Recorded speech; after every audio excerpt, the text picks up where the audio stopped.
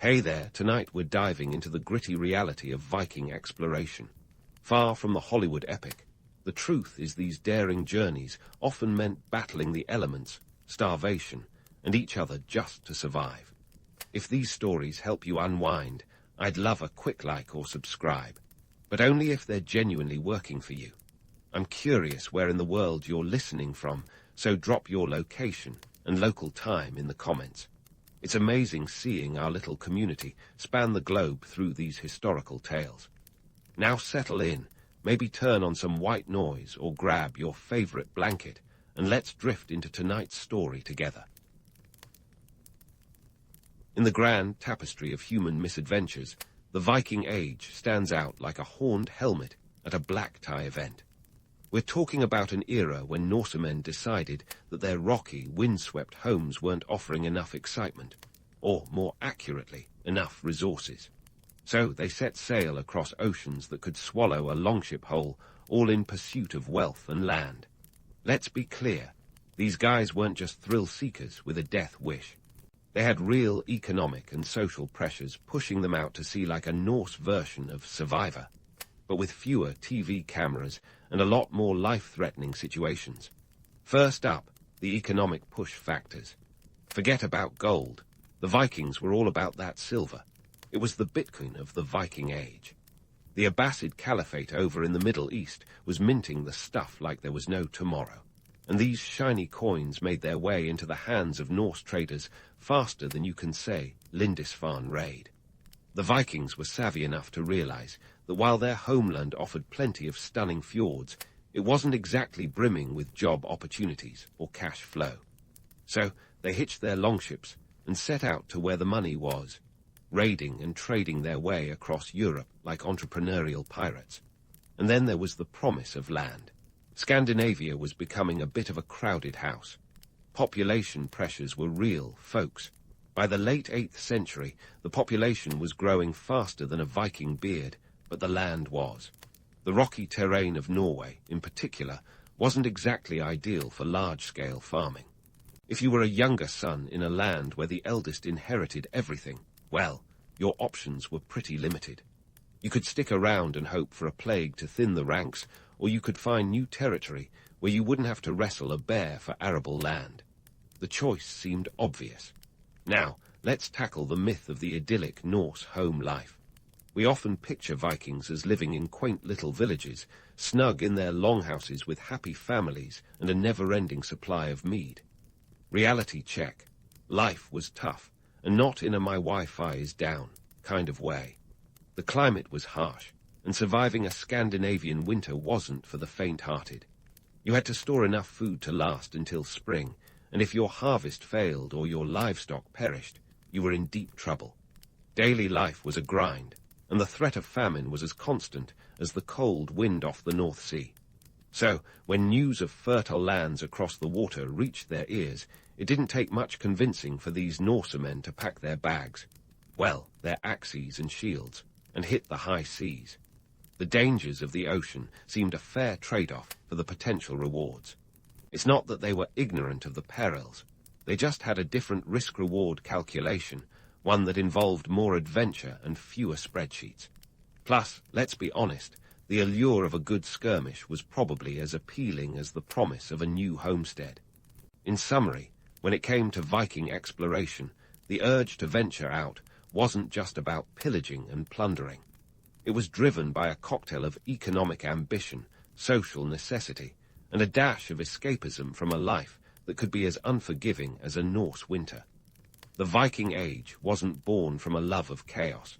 It was a strategic response to the challenges of their time. And for those Norsemen, the risks of the unknown were outweighed by the potential for wealth, land, and, let's face it, a little bit of glory.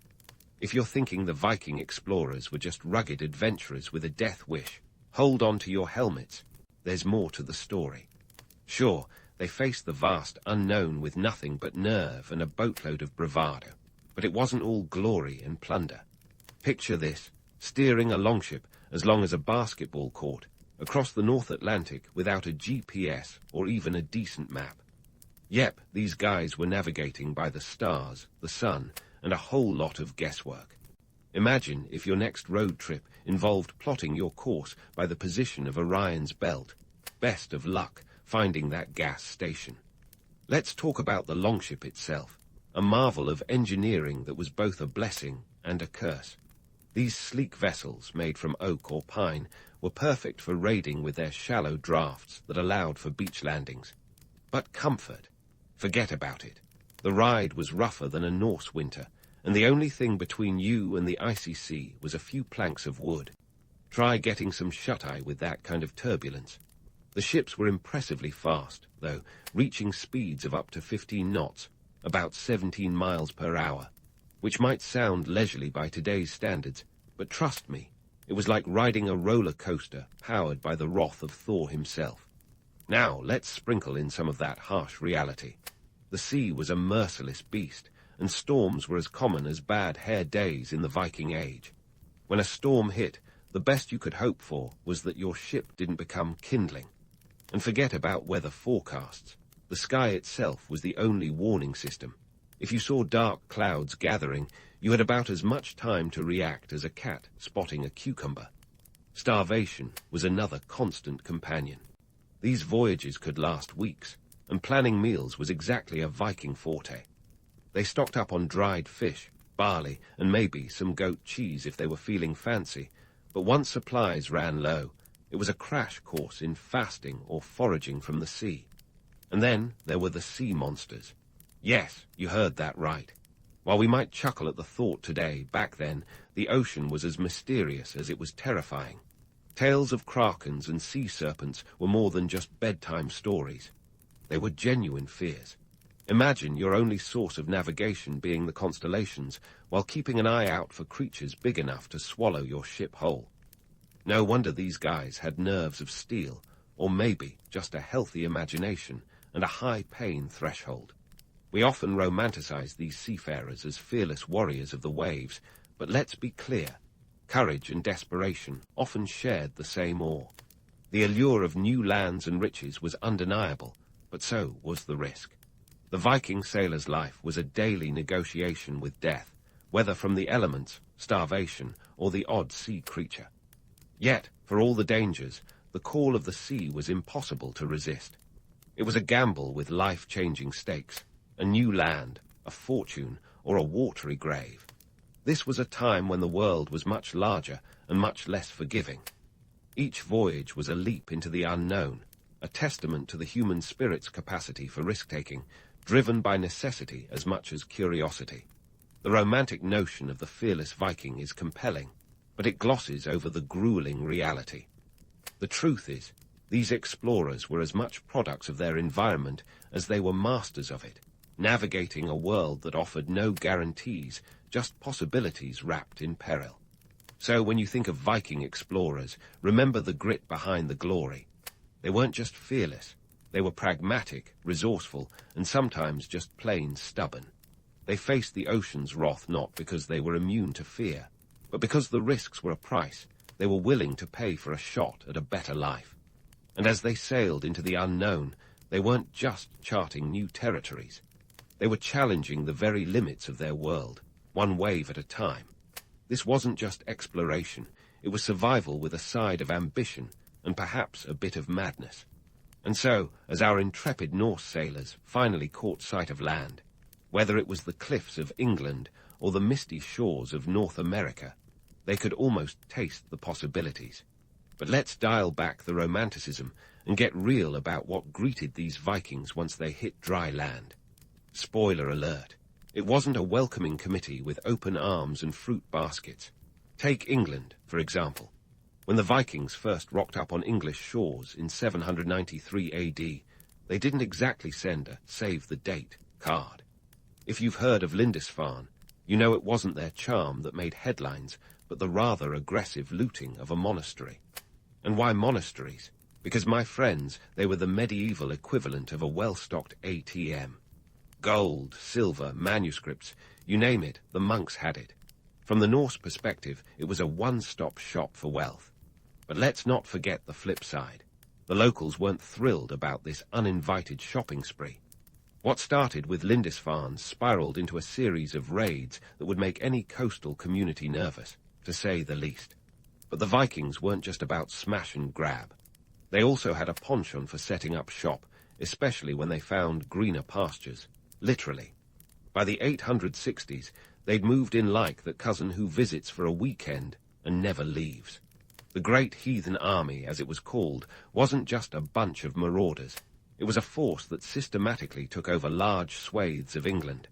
And here's where it gets interesting. These Norse newcomers weren't just raiders, they were settlers. They established the Danelaw, a region under Viking control where Old Norse law ruled the land, stretching from the River Thames to the Tees and beyond. It was an early lesson in cultural assimilation, Viking style. For the English, it was like having your home Wi-Fi hacked by someone who then decides to rearrange the furniture and move in their own stuff. Fast forward to the year 1000, and it wasn't just England feeling the Norse vibe. The Norse explorers had pushed even further west, landing on the shores of North America, centuries before Columbus got lost trying to find India. Leif Erikson, son of Eric the Red, and his crew made their way to what is now Newfoundland, calling it Vinland, allegedly due to the wild grapes found there. But before you get visions of Vikings sipping Chardonnay with the locals, know this. Relations with indigenous peoples, whom the Norse called Skraelings, were fraught. The Norse might have had iron weapons, but the local populations knew the land. A few skirmishes later, and the Norse realized that they were a little out of their depth in this new world. The settlements didn't last long. By 1020, they'd packed up, leaving behind only a few archaeological breadcrumbs for modern historians to piece together. Yet, despite these setbacks, the Vikings were nothing if not adaptable. In Ireland, they founded Dublin, a city that started as a Viking settlement and grew into a bustling centre of trade. Who knew that the guys who once terrorized the Irish coast would go on to establish what would become the capital of modern Ireland? By 1014, the Battle of Clontarf marked the decline of Viking influence in the area, but their impact on Irish culture was undeniable. They didn't just leave behind their genes, but also their knack for trade and shipbuilding. In the end, the Viking Age was a masterclass in both conquest and cultural exchange. These Norsemen were more than just marauders. They were merchants, settlers, and occasionally savvy diplomats. Yes, they had their blunders, and yes, they often met with hostility, but they also had a knack for integrating and influencing the regions they occupied. The romanticized image of the bloodthirsty Viking is only part of the story. Beneath the helmets and axes, they were pragmatic, driven by necessity to adapt to whatever situation, and wherever the tides took them. The Viking Age was a time when the boundaries of the known world were expanded, not just through brute force, but through a combination of exploration, settlement, and sometimes sheer stubbornness. As they say, necessity is the mother of invention, or, in this case, exploration. As the Vikings roamed from their Scandinavian homelands to far-flung shores, they weren't just leaving behind a trail of bewildered monks and pillaged villages. They were laying the groundwork for a web of trade networks that would rival any medieval LinkedIn. Picture this: a Norseman in the bustling markets of Dublin, haggling over walrus ivory with the same fervour they once reserved for axe-wielding.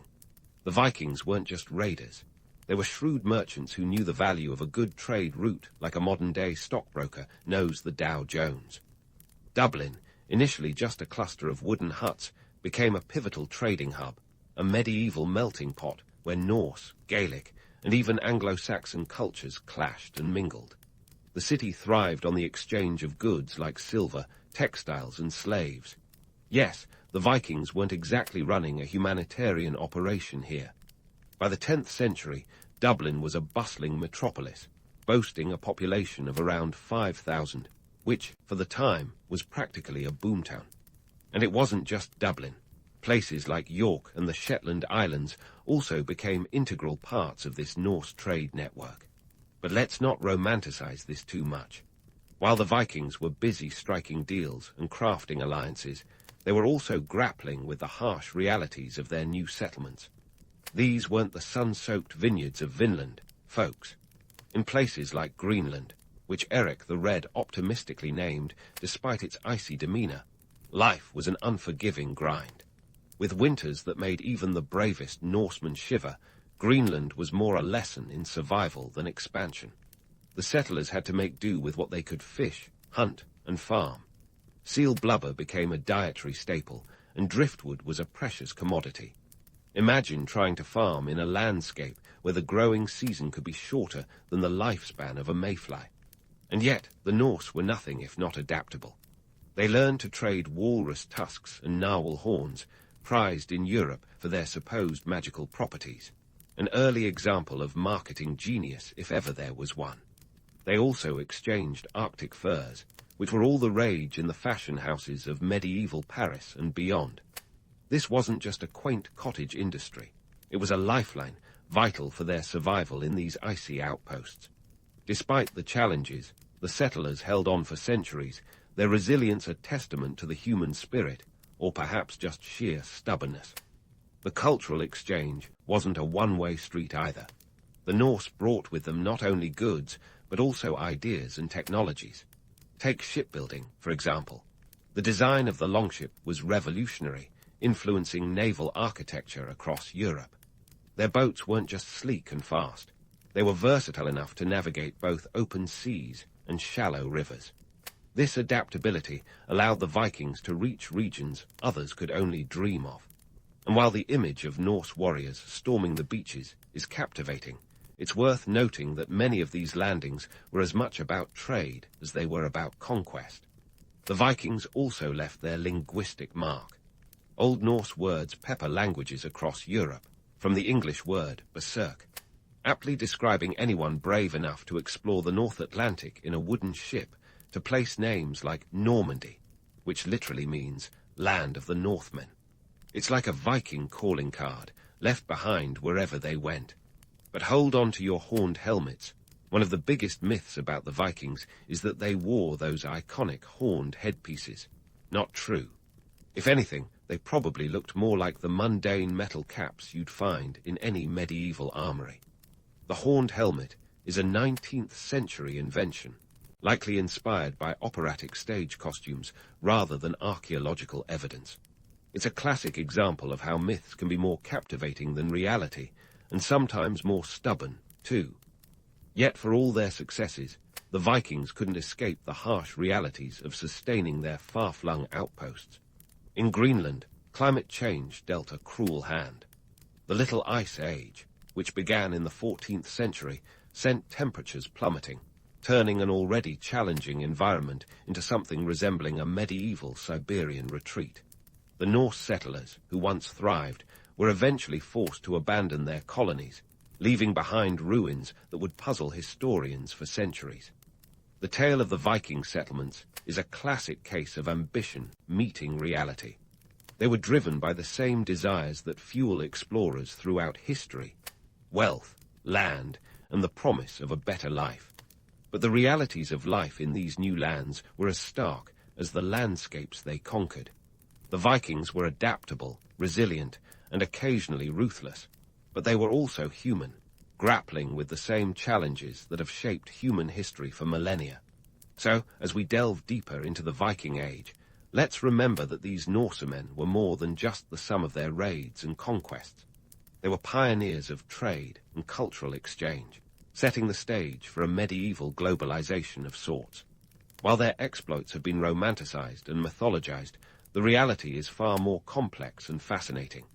It's a story of resilience in the face of adversity, of cultural mingling, and of a people whose impact on history is as enduring as the legends they inspired. Stay tuned, because the Viking saga is far from over. The Viking saga, a tale of grit, guts, and occasionally a bit of glory. But as we sail into the twilight of the Viking Age, it's time to face the music. Even the most fearsome Norse warriors had their day in the sun, and then it set. So, what pulled the plug on their wild ride across the seas?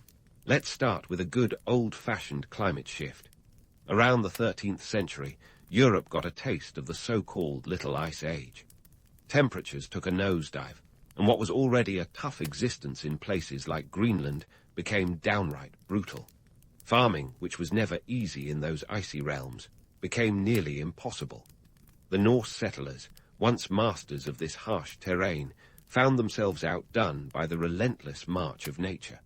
They were forced to pack up and leave, abandoning their settlements.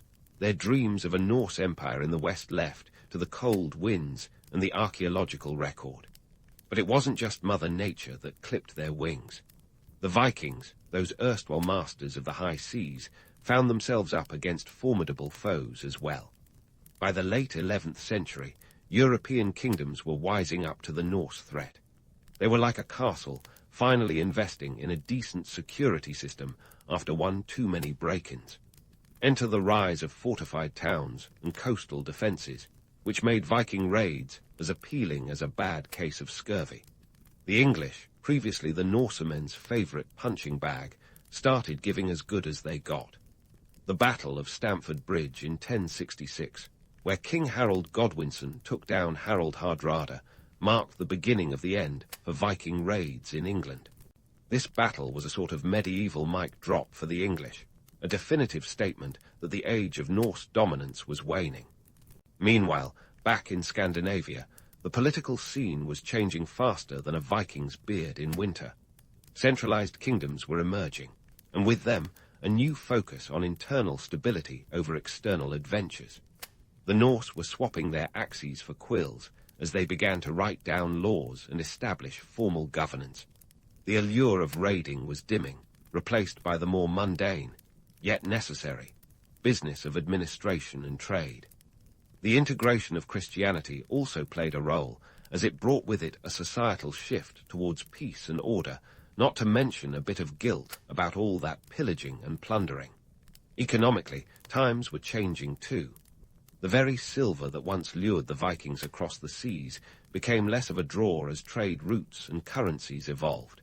Europe was entering a new era of commerce, and the Vikings had to adapt or be left behind. They moved from raiding to trading, swapping their fearsome reputations for more respectable livelihoods. Dublin, York, and other former Viking strongholds became bustling centres of commerce, where Norse descendants haggled over goods instead of swinging swords. The entrepreneurial spirit lived on, but the methods had evolved.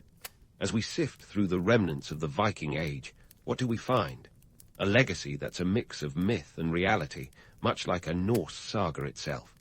These seafaring warriors left their mark on the lands they touched, from the genetic footprints in the British Isles to the architectural and cultural influences across Europe. They gave us words that have slipped seamlessly into our lexicon, like berserk and ransack, and left behind a maritime legacy that revolutionized shipbuilding. Yet, the romanticized image of the Viking, horned helmet and all, stubbornly persists. It's the kind of myth that's more fun at a costume party than a history lesson. The real Vikings were complex, adaptable, and pragmatic, qualities that made them both formidable and fascinating. They were raiders and traders, warriors and settlers, driven by necessity as much as ambition. So why does their story still captivate us? Perhaps it's the sheer audacity of their endeavours, the boldness of their voyages into the unknown. Or maybe it's the human spirit they embodied, that relentless drive to explore, conquer, and adapt.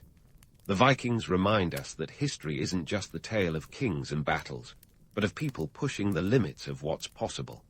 Their age may have ended, but their spirit of adventure lives on, a testament to the enduring appeal of those daring to sail uncharted waters.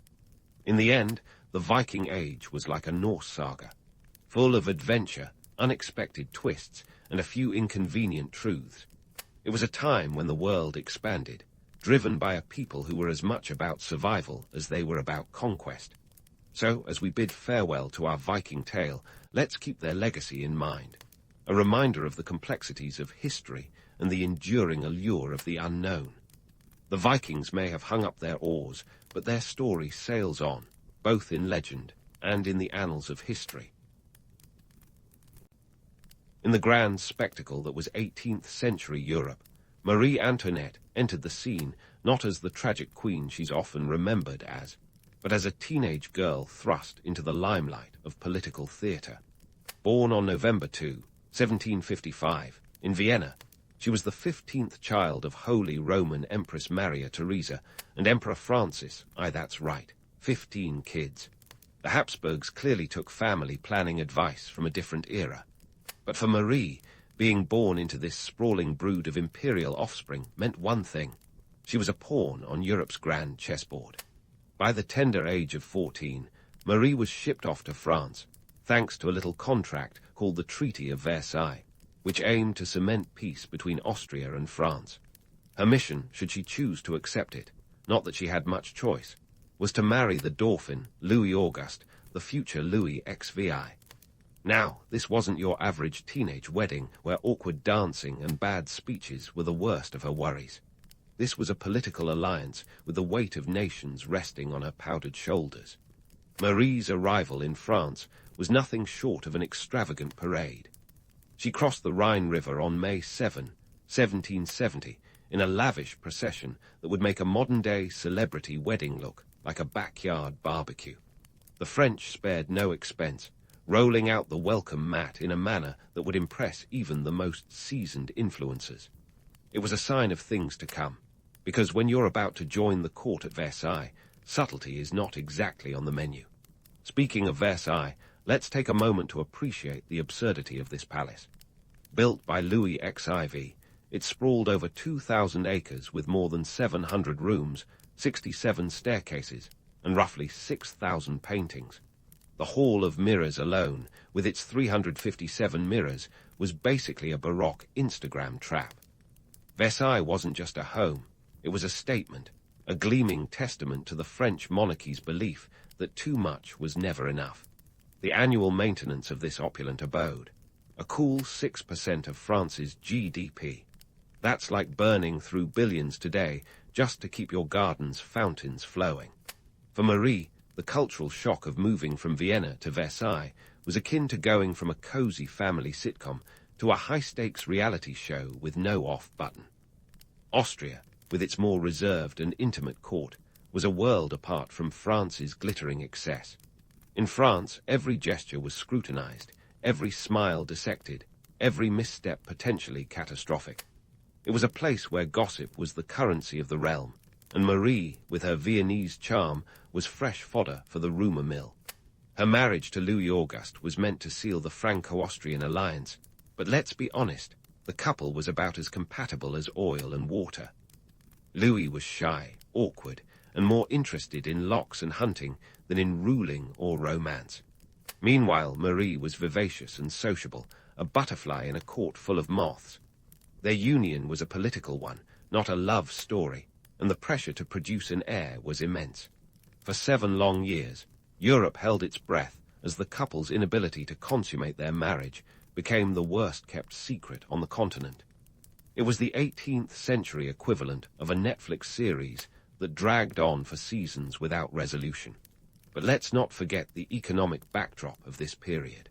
France was bleeding money like a gambler on a losing streak, and Versailles was the glittering casino at the heart of it all. The palace's upkeep was astronomical, the court's expenses sky-high, and the gap between the haves and have-nots was wider than the Grand Canyon. While the French treasury groaned under the weight of debt, the aristocracy partied like it was 1699, oblivious, or indifferent, to the brewing storm. Marie, with her penchant for fashion and frolic, quickly became a symbol of this excess. Her wardrobe alone was the stuff of legend, estimated to cost around 120,000 livres annually, equivalent to millions today. She was the original fashion influencer, setting trends with her towering hairstyles and extravagant gowns, but also drawing ire for her perceived frivolity. The infamous "let them eat cake" line attributed to her, though likely apocryphal, captures the spirit of public perception. A queen out of touch, cloistered in her golden cage. Yet Marie was not merely a spendthrift caricature. She was a young woman navigating a treacherous political landscape, grappling with the expectations of a nation and the machinations of a court that thrived on intrigue. Her letters reveal a woman far more complex than the cartoons drawn by her critics. In one letter to her mother, she wrote of her loneliness and the pressure to conform to a role she had never asked for. The real Marie was caught between the rigid formality of Versailles and the vibrant energy she brought from Austria. As we pause this unfolding drama, remember that Marie Antoinette's early years at Versailles were not just about opulence and oblivion. They were the prelude to a revolution, both personal and political, that would reshape France and mark her place in history not just as a queen, but as a symbol of a world on the brink of change. And so Versailles continued to whirl on, a gilded carousel of opulence and intrigue, spinning ever faster as Marie Antoinette found herself at its dizzying center. Her reputation, like an ill-fated soufflé, began to rise and fall, subject to the whims of gossip and the merciless scrutiny of the public eye. Here was a queen who, at just 19, was already being painted as the poster child for excess, the scapegoat for France's financial woes, and the unwitting star of a scandalous soap opera. But let's talk about the infamous "let them eat cake" myth. The line, supposedly uttered by Marie when informed that her starving subjects had no bread, has stuck to her like a stubborn stain. However, historians are quick to point out that this quote actually predates her arrival in France, and was probably just a case of fake news going viral in the 18th century. Still, the sentiment fit the narrative snugly, like a too-tight corset, around the image of a queen out of touch with her people's suffering. The allure of such a tale lies in its simplicity, a single sentence summing up the vast disconnect between the monarchy and the masses. In reality, Marie Antoinette's life at Versailles was a complex dance between indulgence and duty, with each step scrutinized by a court that thrived on rumor and scandal. Her wardrobe was a particular point of contention, an ever-evolving spectacle that cost the French coffers dearly. Imagine spending 120,000 livres a year, roughly $4 million today, just to keep up with the latest fashions. Her towering poufs and elaborate gowns were not mere vanity. They were statements, each ensemble a strategic move in the chess game of court politics. To maintain influence, one had to be seen, and to be seen, one had to dazzle. Despite the extravagance, Marie's fashion choices were also a way to carve out independence in a world where her every move was dictated by others. In a court where women were often sidelined, her sartorial decisions were acts of rebellion, albeit swathed in silk and feathers. Yet, for all her flair, she couldn't escape the harsh economic realities encroaching on Versailles, fantasy land. The French economy was like a carriage teetering on the edge of a cliff, weighed down by debt and the costly misadventures of monarchy.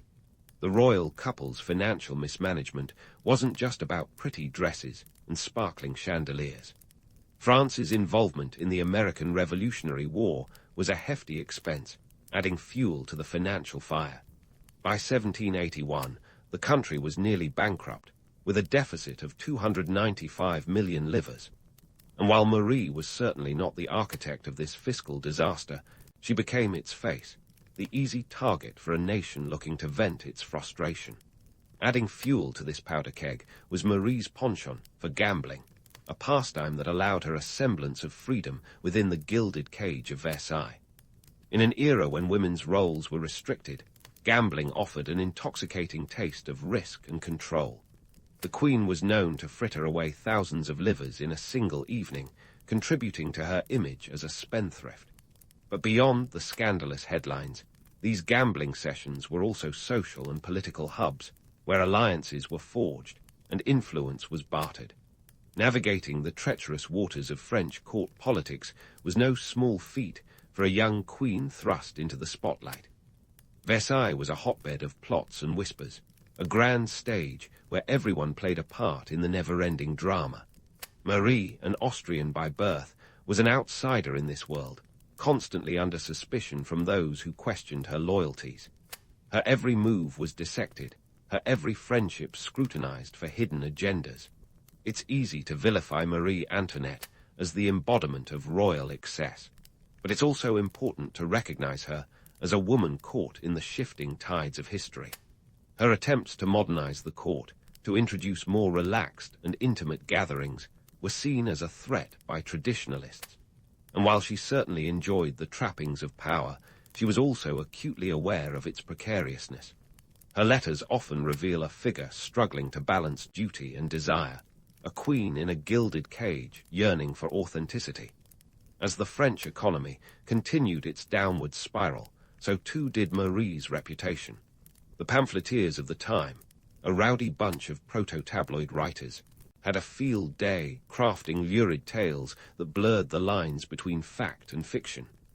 Among the most infamous was the diamond necklace affair, a scandal that erupted in 1785 and further tarnished her name. Though she was innocent of any wrongdoing in this convoluted saga of deception and greed, the damage was done. The affair reinforced the image of Marie as a reckless spender, indifferent to the plight of her people. While the court of Versailles indulged in its grandiose masquerade, the real world outside its gates was changing. The Enlightenment was sweeping through Europe, bringing with it new ideas about governance and society. Philosophers like Voltaire and Rousseau were challenging the divine right of kings, sowing the seeds of revolution. The gap between the aristocracy and the common folk was becoming a chasm, and Marie's extravagant image only widened it. Her attempts at reform, such as supporting the arts and charities, were overshadowed by her perceived aloofness and the relentless barrage of public criticism. Marie Antoinette's life at Versailles was a kaleidoscope of contradictions, a blend of privilege and isolation, influence and impotence. She was a queen adored and reviled, a symbol of both the glory and the folly of her age. Her story, like that of Versailles itself, is a testament to the complexities of power and the perils of perception. As we leave this chapter of her life, remember that the grand stage of Versailles was not just a backdrop for lavish excess, but also a crucible where the destinies of nations and individuals alike were forged in the fires of history. While Versailles dazzled with its endless parade of opulence outside its gates, France was simmering with discontent. Let's face it, the French economy was in shambles, and the average citizen wasn't exactly living la belle vie. Picture this. While the nobility sipped their fine wine and twirled in their silk gowns, the common folk were knee-deep in financial crises, barely scraping by on stale bread and watery soup. It's as if the entire country was locked in a tragicomic play, with the royals blissfully unaware they were starring in a farce that would end in tragedy. To truly understand the growing chasm between the haves and the have-nots, we need to delve into some cold, hard numbers. By the late 1780s, France's national debt had ballooned to a staggering 4 billion livres. That's billion with a B, folks. And while Louis XVI and Marie Antoinette may not have held the purse strings, they were certainly the faces on the wanted posters of public opinion. The government was spending more than half of its annual revenue just to service this debt. Imagine trying to pay your rent when your credit card interest is eating up most of your paycheck. Not exactly sustainable, right? Meanwhile, the Enlightenment was sweeping through Europe like a caffeinated philosopher, fueling revolutionary ideas about liberty, equality, and fraternity. The works of Voltaire, Rousseau, and their ilk were spreading faster than a cat meme, challenging the divine right of kings and questioning why a few powdered wigs controlled everything.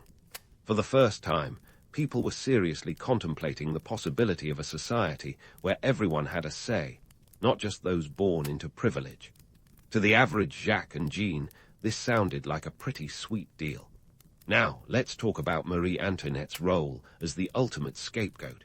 Because when you're a queen living in a palace that's practically a synonym for excess, you're bound to catch flack. It's as if the tabloids of the time, or rather the pamphleteers, had a dartboard with her face on it. They whipped up a frenzy with caricatures and stories that painted her as a foreign temptress, sucking the lifeblood out of France. It was the 18th century version of clickbait, and it worked like a charm. The infamous Austrian woman, as they called her, was blamed for everything from the rising price of bread to the weather. Yes, really. If a storm ruined the harvest, it was somehow Marie's fault. In one particularly biting caricature, she was depicted as a sphinx, a monster devouring French soldiers and turning them into gold.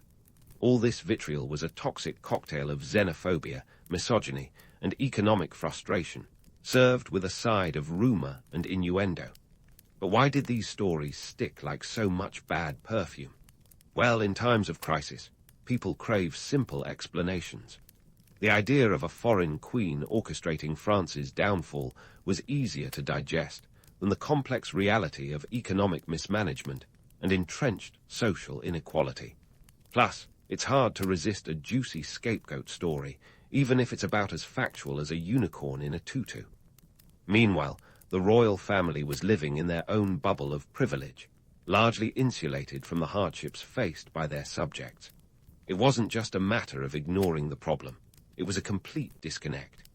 Picture Marie Antoinette strolling through the manicured gardens of Versailles, a world away from the squalid streets of Paris, where bread riots were becoming a common occurrence. While she may have been aware of the unrest, the scale and intensity of it likely seemed as distant as the moon. Marie's attempts at charity and reform were often overshadowed by her more extravagant choices, further fueling public perception of her as a spendthrift. Her support for the arts and her involvement in projects, like the establishment of a hospital for expectant mothers, were noble, but largely dismissed by a public fixated on her frivolities. The narrative was set, and in the court of public opinion, she was guilty as charged. And so, as the 1780s rolled on, the tension in France reached a boiling point. The Estates General, a general assembly representing the three estates of the realm, the clergy, the nobility, and the common people, was called in 1789 to address the financial crisis. It was the first time they'd convened since 1614. Talk about a long hiatus. The hope was to come up with a plan to fix the economic mess, but it quickly devolved into a power struggle that would ignite the flames of revolution. Marie Antoinette, caught in the crossfire of political and social upheaval, found herself more isolated than ever. Her attempts to influence Louis to adopt more liberal reforms were limited by his indecision and the court's resistance to change. The queen who had once dazzled the court with her wit and charm was now a symbol of all that was wrong with the monarchy, a scapegoat on the brink of a revolution that would reshape not just France, but the entire world. As we pause here, remember that Marie Antoinette's story is a cautionary tale of perception versus reality, of the dangers of excess and the power of public opinion. It's a saga that continues to unfold, with the revolution looming like a storm on the horizon, ready to sweep away the old order in a whirlwind of change. As the storm clouds of revolution gathered, Marie Antoinette's life at Versailles was about to undergo a dramatic plot twist, the kind that makes you realize the universe has a dark sense of humor. It was 1789, and France was a powder keg waiting for a spark. That spark, as it turned out, was the storming of the Bastille on July 14th, a day that would forever be etched in the annals of history, and not in the way a monarch's PR team would prefer. Now the Bastille wasn't just any old prison. It was a symbol of royal tyranny, the medieval equivalent of a big brother house, minus the cameras but with extra chains, holding only 7 prisoners at the time. Yes, just 7. Its real value was as a tangible manifestation of the monarchy's oppressive power. When the revolutionaries stormed it, they weren't just setting free a handful of disgruntled inmates. They were flipping the bird to centuries of monarchical control. In the wake of the Bastille's fall, the monarchy found itself on increasingly shaky ground. Louis XVI, ever the reluctant ruler, seemed to think that if he just ignored the problem, it might go away. Spoiler alert, it did not. Meanwhile, Marie Antoinette, always the scapegoat, found herself vilified in the revolutionary press. Her reputation took another hit, as if it hadn't already been trampled enough by the pamphleteers with their quills sharpened like daggers. The revolutionary fervor was contagious, and soon enough the nation was swept up in a wave of change that made the Enlightenment look like a gentle breeze. The National Assembly proclaimed the Declaration of the Rights of Man and of the Citizen, a document so radical it might as well have been written in fire. Suddenly, equality and liberty were the new watchwords, and the divine right of kings was as passé as powdered wigs. Amidst this chaos, the royal family found themselves in a rather sticky situation. On October 5, 1789, a crowd of Parisian women, armed with rolling pins and an unquenchable thirst for justice, marched on Versailles. These weren't your average ladies who lunch. They were fed up and they wanted two things: bread and the royal family to see the reality outside their gilded cage. By October 6th, they had their way. The royals were practically frog-marched back to Paris, escorted by a mob that was less welcome wagon and more angry mob with torches. Once in Paris, the family was installed in the Tuileries Palace, a far cry from the opulence of Versailles. The palace was more a gilded cage than a home, with the royals under the watchful eyes of their captors. It was here that Marie Antoinette's life took on a new, more somber tone. The Queen, who had once been the belle of Versailles, now had to grapple with the harsh realities of a monarchy in decline. Her every move was scrutinized, her every word dissected for hints of treason or conspiracy. In 1791, the royal family's situation became desperate enough for them to attempt a daring escape, known as the Flight to Varennes. It was meant to be a dramatic dash for freedom, a last-ditch effort to rally royalist support and reclaim their power. Instead, it turned out to be a comedy of errors. Disguised in plain clothes, the family attempted to slip away under the cover of night, but their escape was as subtle as a stampede of elephants through a fine china shop. The plan was for them to make it to Montmédy, a royalist stronghold, but things went awry when they were recognized in Varennes by a postmaster who probably had a future in facial recognition software. The royal family was captured and unceremoniously returned to Paris, their reputation further tarnished. It was a moment that underscored just how out of touch the monarchy had become, akin to Marie Antoinette showing up at a peasant's banquet in a couture gown. With their failed escape, any remaining illusions of royal invulnerability were shattered. The monarchy was now little more than a prisoner of its own people, a figurehead for a regime that was crumbling faster than a poorly baked soufflé. As 1792 rolled in, the National Convention declared France a republic, and with that, the king and queen were stripped of their titles and reduced to mere citizens, Louis and Marie Capet. Talk about a demotion. In January 1793, Louis XVI was put on trial and executed, a grim reminder that the Age of Enlightenment was not just about philosophical ponderings, but also about very real, very bloody change. For Marie, the writing was on the wall, and it was written in the bold, unyielding script of revolution. Her fate seemed sealed, yet she remained defiant, a queen to the end, despite the chains that bound her. Marie Antoinette's trial in October 1793 was a spectacle of the macabre, a kangaroo court if ever there was one. Accusations flew like arrows: treason, conspiracy, incest with her own son, an accusation as vile as it was unfounded. The outcome was a foregone conclusion, her guilt predetermined by a revolutionary fervor that demanded sacrifice. This was not justice, but a grim performance for a public hungry for blood and closure. On October 16, 1793, Marie Antoinette was led to the guillotine, the national razor that had become the revolution's ultimate equalizer. Gone were the extravagant gowns and towering hairstyles. The former queen faced her end with simple dignity, her hair shorn, her dress plain. Her final words, "Pardon me, sir, I meant not to do it," spoken to her executioner after accidentally stepping on his foot, revealed a glimpse of the grace that had been overshadowed by the tumult of her life. And so Marie's head fell, and with it the last vestiges of the monarchy she had once embodied. Her death marked the end of an era, a poignant reminder of the perils of excess and the swift hand of revolution.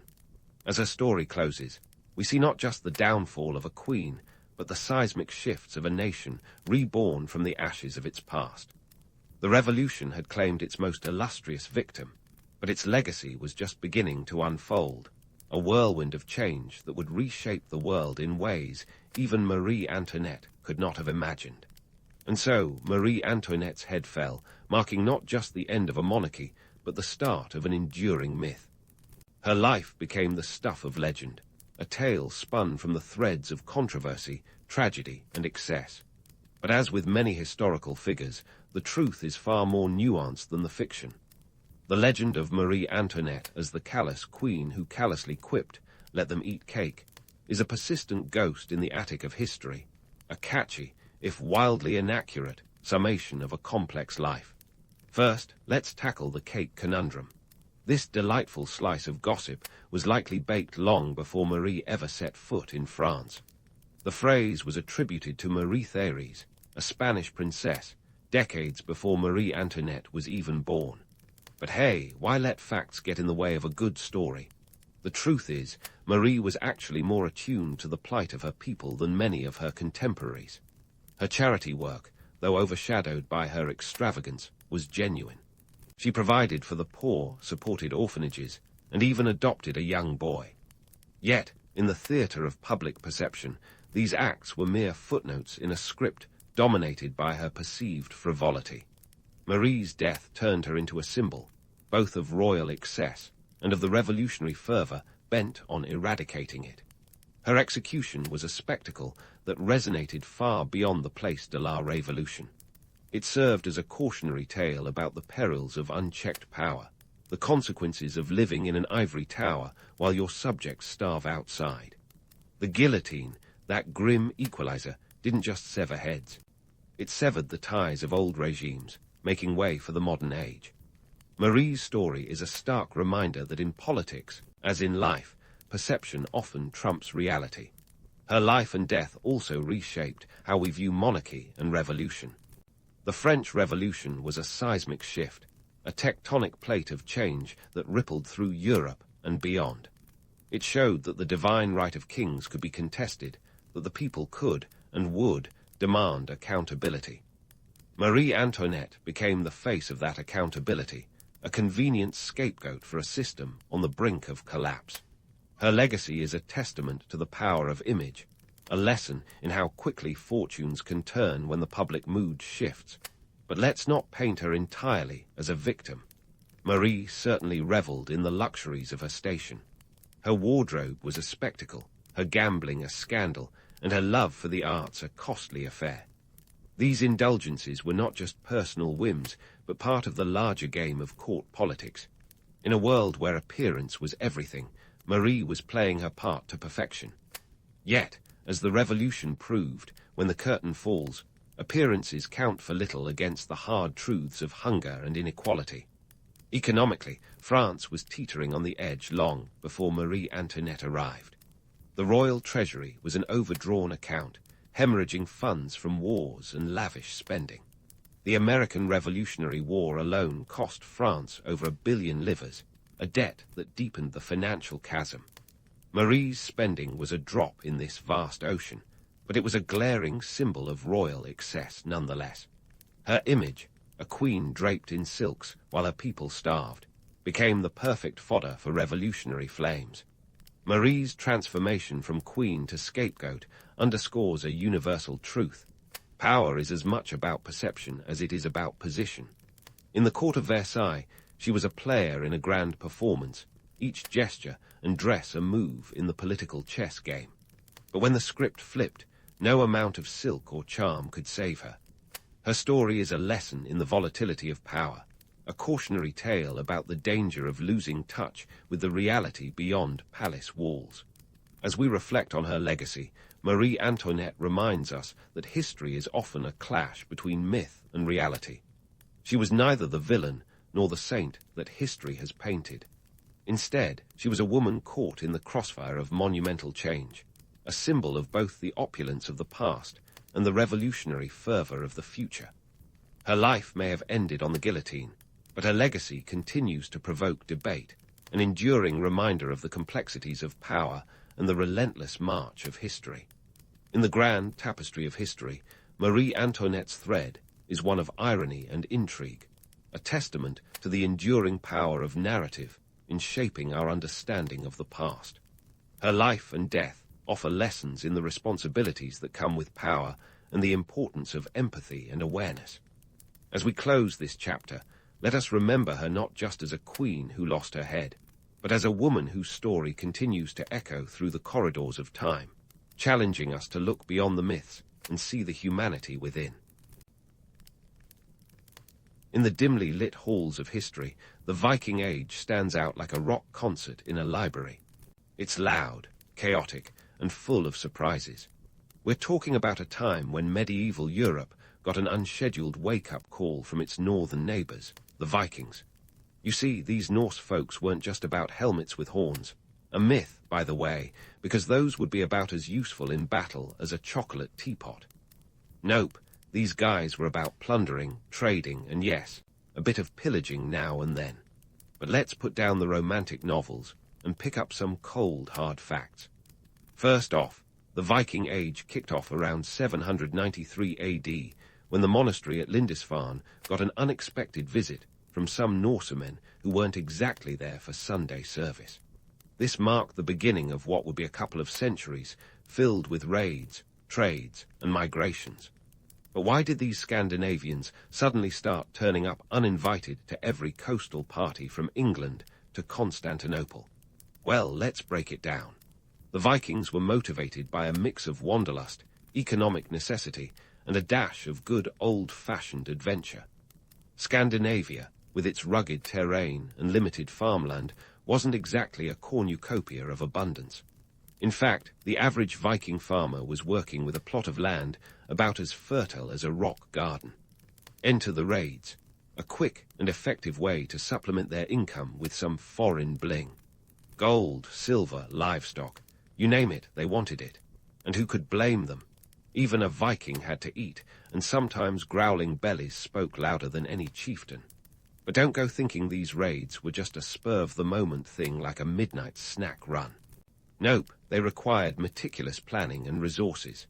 Gathering a raiding party was as much about logistics as it was about guts.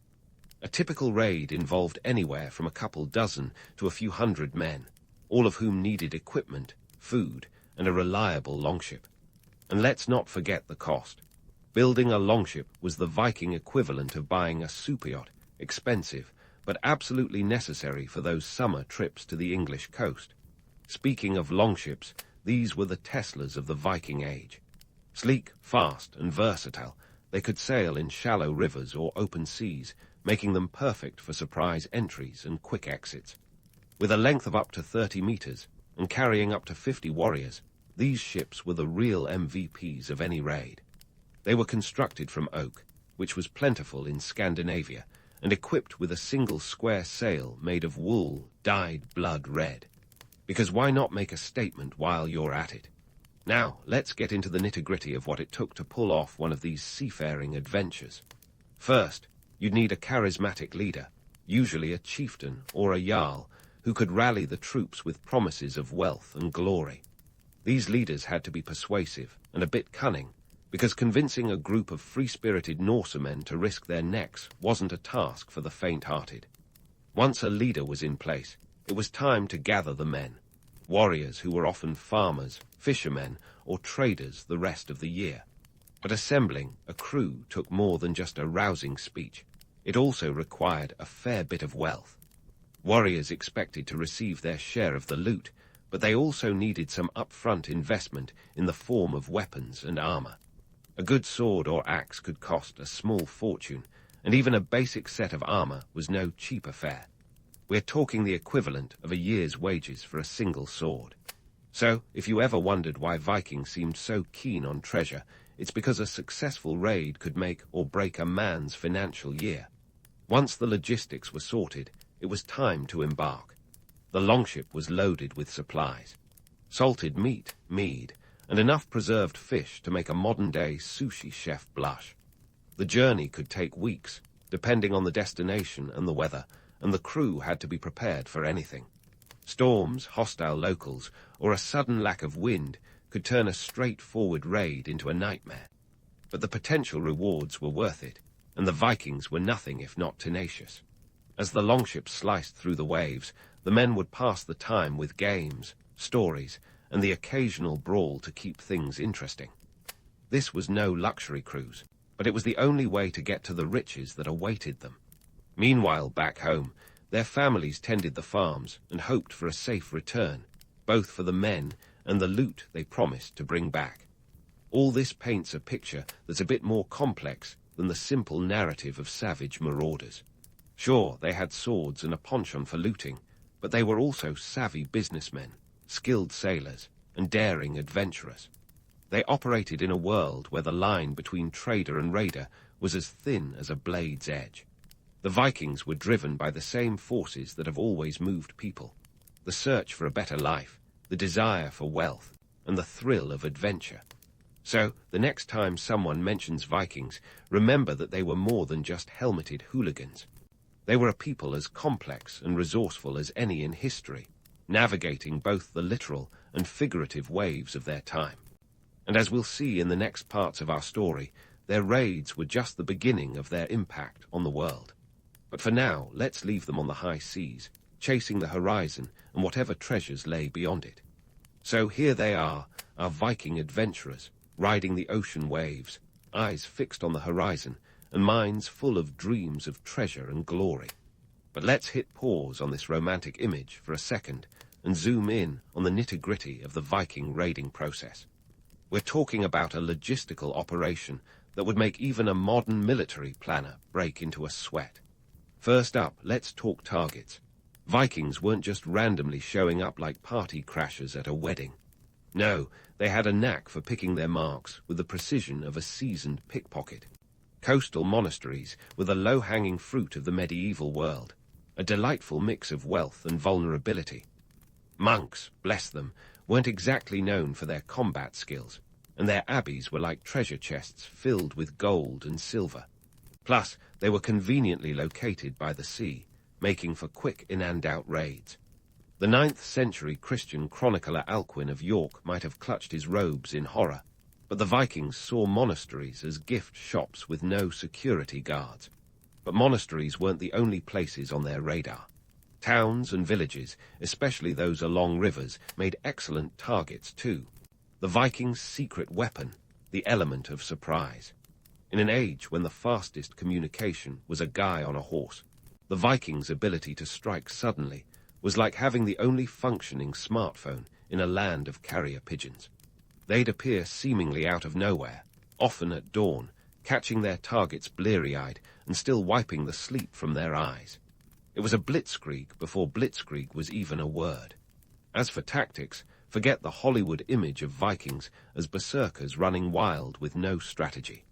Yes, they had berserkers, warriors who allegedly fought in a trance-like fury, but the real strength of a Viking raid lay in its organization and execution. The attack would begin with archers softening up the defenses, followed by the main assault force, which moved with the precision of a well-oiled machine. Imagine the chaos of a rock concert mosh pit, but with sharper weapons and higher stakes. The political and social ramifications of these raids were seismic. For the European societies on the receiving end, a Viking raid was the medieval equivalent of a natural disaster. It disrupted trade, devastated local economies, and sent shockwaves through the social order. Kings and local rulers, like King Ethelred of Northumbria, found themselves scrambling to either fight back or appease the invaders with tribute, essentially a medieval please-go-away fee. It's hard to maintain your regal composure when you're handing over gold like a nervous gambler at a poker table. Back in Scandinavia, these raids were a double-edged sword for Viking society. The influx of wealth transformed Norse economies, putting new coins in circulation and fueling a demand for luxury goods that would make a modern influencer green with envy. But with great wealth came great responsibility, or rather, the great challenge of not letting it all go to your head. The newfound riches intensified rivalries between chieftains and jarls, each vying for more power and influence. If you thought family dinners were tense, try throwing in a few axes and a desire for dominance. Now, let's take a moment to appreciate the Viking PR machine. Despite their penchant for plunder, the Vikings managed to cultivate an image that was as terrifying as it was alluring.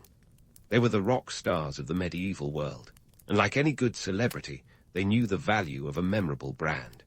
Stories of their exploits spread far and wide, often embellished to the point where the line between fact and fiction was as blurred as a longship in a storm. The tales of their daring raids and warrior prowess became the stuff of legend, inspiring both fear and admiration, even if they occasionally painted themselves as the villains in their own saga. But let's not get too carried away with the romance of it all. While there's something undeniably thrilling about the image of Viking warriors storming across foreign lands, the reality was often grim. Raids were bloody affairs, and the human cost was significant. People were killed, captured, or enslaved, and entire communities could be left in ruins. It's a sobering reminder that history's heroes and villains are often two sides of the same coin, and the allure of adventure sometimes glosses over the harsher truths.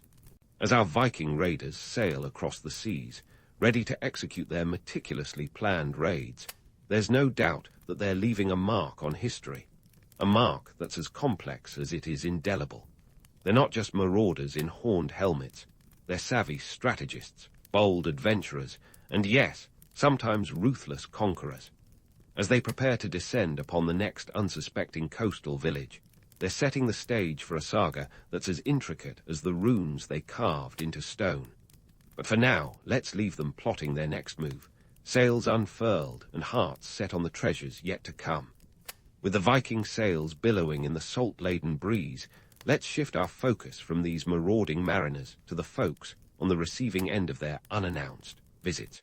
Picture this. It's a chilly dawn in a quaint coastal village or a peaceful monastery. The sun's barely poking its head over the horizon, and the only sounds are the gentle lapping of waves and the occasional bleat of a goat. Then, bam! Like a bad dream you can't wake up from, the Vikings come crashing in, turning tranquility into chaos faster than you can say Norse invasion. For the average villager or monk, a Viking raid was less exciting Norse saga and more uninvited nightmare. The people were mostly unarmed and unprepared, their morning routines violently interrupted by the sight of longships slicing through the water like sharks on a mission. Imagine living in a world where your morning alarm could potentially be a horde of axe-wielding Scandinavians.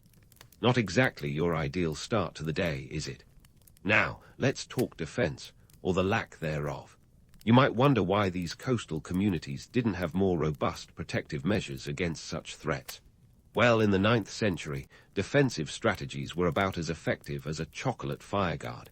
Take monasteries, for instance.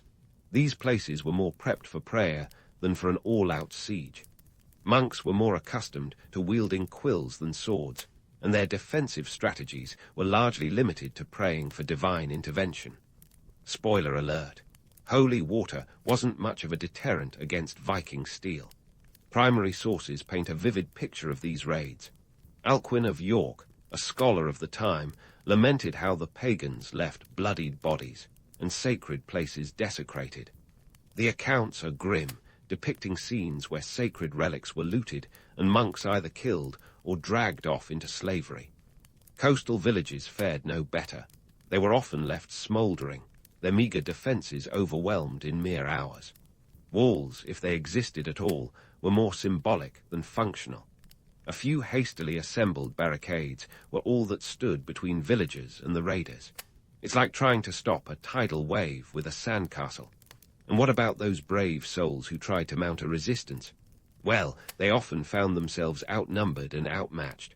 The Vikings' tactical prowess was formidable. These weren't just brute force attacks. They were well-coordinated operations. The Norsemen employed feigned retreats, ambushes, and other cunning tactics that would make even Sun Tzu nod in approval. In the face of such overwhelming odds, many communities opted for a more pragmatic approach, paying the Vikings to leave them alone. This Danegeld, or tribute, was a sort of medieval protection money. Think of it as a very early form of crowdfunding for peace. So, why did these defensive strategies so often fail? For starters, there was the logistical nightmare of coordinating defenses in an age without instant communication. By the time news of a raid reached a nearby stronghold, the Vikings were often long gone, leaving only ashes and echoes. Plus, the political structure of the time didn't help. Medieval Europe was a patchwork of small, often competing territories. Kings and local lords were too busy squabbling amongst themselves to mount a united front against the Norse threat. It's hard to rally the troops when you're more focused on keeping your neighbor from pinching your lands. But the impact of these raids wasn't just local. It rippled across the broader tapestry of medieval politics and economies. The constant threat of Viking attacks forced European rulers to reconsider their military strategies and alliances. Fortifications were beefed up, standing armies became more common, and strategies were developed to counter the lightning-fast Viking assaults. In the grand chess game of medieval politics, the Vikings were the wild card, forcing everyone else to rethink their moves. Economically, the raids injected a brutal kind of Darwinian evolution into the European market. Villages and towns that survived learned to adapt, becoming more fortified and strategically located. Trade routes shifted as areas became too dangerous, and the constant influx of plundered silver and goods from the Vikings created a strange economic boost. The Norsemen were inadvertently fueling the very economies they were trying to plunder, a paradox that would make any economist scratch their head. The Viking raids also inadvertently led to greater centralization of power. In response to the chaos, local rulers found themselves relying more on their kings for protection, slowly strengthening the monarchies that would later define the medieval period. The need for coordinated defense and administration planted the seeds for the more centralized states that would emerge in the later Middle Ages. And let's not forget the cultural exchange, if you can call it that. The raids introduced Norse culture, language, and technology to the European mainland. Words like berserk and ransack entered the lexicon, while Norse mythology began to seep into the cultural consciousness. It was a clash of civilizations, but also a blending, leaving a legacy that shaped the cultural landscape in unexpected ways. So, as the dust settled and the ashes cooled, the victims of these raids were left to rebuild, often with the bitter knowledge that the Vikings might return. It was a harsh existence, a constant balancing act between survival and surrender. Yet, out of the ashes of destruction rose resilience, innovation, and evolution. The Viking raids were a crucible that forged new paths, new alliances, and new ways of thinking about power and protection. As we leave these besieged communities to pick up the pieces, remember that the story isn't over yet. The Viking Age is far from finished, and the echoes of their impact will continue to resonate across the medieval world. The saga continues, with more twists and turns than a Norse longship navigating a stormy sea. But for now, we'll let the dust settle and the stories simmer, ready to dive deeper into the next chapter of this epic historical tale. As the dust settled and the stories of Viking raids simmered, the real intrigue began not with the clash of swords, but with the sound of coins clinking in the aftermath. You see, the distribution of loot was the juicy subplot in the Viking epic, a more nuanced affair than you'd expect from a group often miscast as mere marauders. After all, treasure doesn't just magically divvy itself up. When Vikings returned home, the loot wasn't simply chucked into a communal pile like firewood. Nope, it was a matter of status, survival, and social hierarchy. Picture a scene where the spoils of battle, from silver coins to finely crafted chalices, were meticulously divided. The chieftain or jarl, akin to a CEO without the corner office, took the lion's share as a reward for leadership and risk. But don't get too excited about visions of a champagne-soaked Viking after-party. These leaders had to think strategically, redistributing wealth to maintain loyalty among their warriors and settle debts incurred by the voyage. It's like an early form of wealth management, minus the PowerPoint presentations. The warriors themselves received their cut, which could be substantial enough to buy a farmstead or equip themselves for future raids. For some, this was the medieval equivalent of hitting the jackpot. But in a society where wealth was synonymous with power, it also sparked fierce rivalries. You might say Viking society was the original Game of Thrones, complete with power struggles, alliances, and the occasional axe to the back. Now, let's sail into the long-term ripples of these raids, because Vikings weren't just in it for the loot, they were in it for the legacy. The influx of wealth from raiding didn't just line pockets. It fueled a broader economic and social transformation. Scandinavia itself evolved from a series of loosely connected communities into more centralized states. Wealthy chieftains became powerful regional leaders, setting the stage for the eventual emergence of kingdoms. It's a bit like watching a startup grow from a garage operation to a corporate titan, except with more swords and fewer spreadsheets. And it wasn't just about internal change. The Vikings' love affair with trade expanded like a Norse saga, stretching from the icy shores of Greenland to the bustling bazaars of Baghdad. These Nordics were the original globetrotters, and the loot from raids often served as seed capital for trade ventures. Scandinavian traders became regular fixtures at markets across Europe and beyond, swapping everything from furs to walrus ivory and even slaves. They were the Amazon Prime of the medieval world, delivering goods with a speed that would make modern logistics firms blush. One memorable character in this trading saga is Harald Hardrada, also known as Hard Ruler, which is a nickname that screams approach with caution. Before attempting to conquer England in 1066, Harold amassed wealth and fame serving as a mercenary in the Byzantine Empire. His life reads like an epic adventure novel, with chapters set in the glittering palaces of Constantinople and the battlefields of Sicily. His story underlines a key point. Vikings were not just raiders. They were adaptable, opportunistic, and ever keen to expand their horizons, sometimes literally. This brings us to settlements, where the Viking chapter gets a plot twist worthy of a Norse epic. Over time, many Vikings decided that constant raiding was a young man's game and opted for the quieter life of a settler.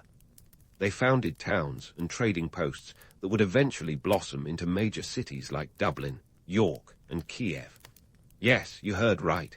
Kiev, the heart of modern Ukraine, has Viking roots. Viking settlements were melting pots of cultural exchange, where Norse traditions blended with local customs. This cultural fusion influenced everything from language to architecture. If you're ever in the market for a 9th century longhouse, think of it as a Scandinavian bungalow with a few Celtic touches. The Vikings' ability to integrate and adapt was a key factor in their legacy, proving that they were as much about building bridges as burning them. Now, let's pump the brakes on the romantic notion of the Vikings as nothing but fierce warriors. Sure, they could swing a sword with the best of them, but reducing their history to just raiding is like saying the Beatles were just a band with a catchy tune or two. Vikings were skilled craftsmen, traders, and farmers. They were as likely to be found ploughing a field as plundering a village. In fact, archaeological finds reveal a rich tapestry of everyday life, from intricately carved comms to delicate jewelry. These weren't just functional items. They were expressions of artistry and identity. The reality is, Viking society was far more complex than a simple tale of blood and conquest. They navigated the challenges of their time with a blend of force and finesse, using both swords and silver to make their mark. Their legacy is a testament to the duality of human nature, the capacity for both destruction and creation. As we leave this chapter of Viking history, keep in mind that the story is far from over.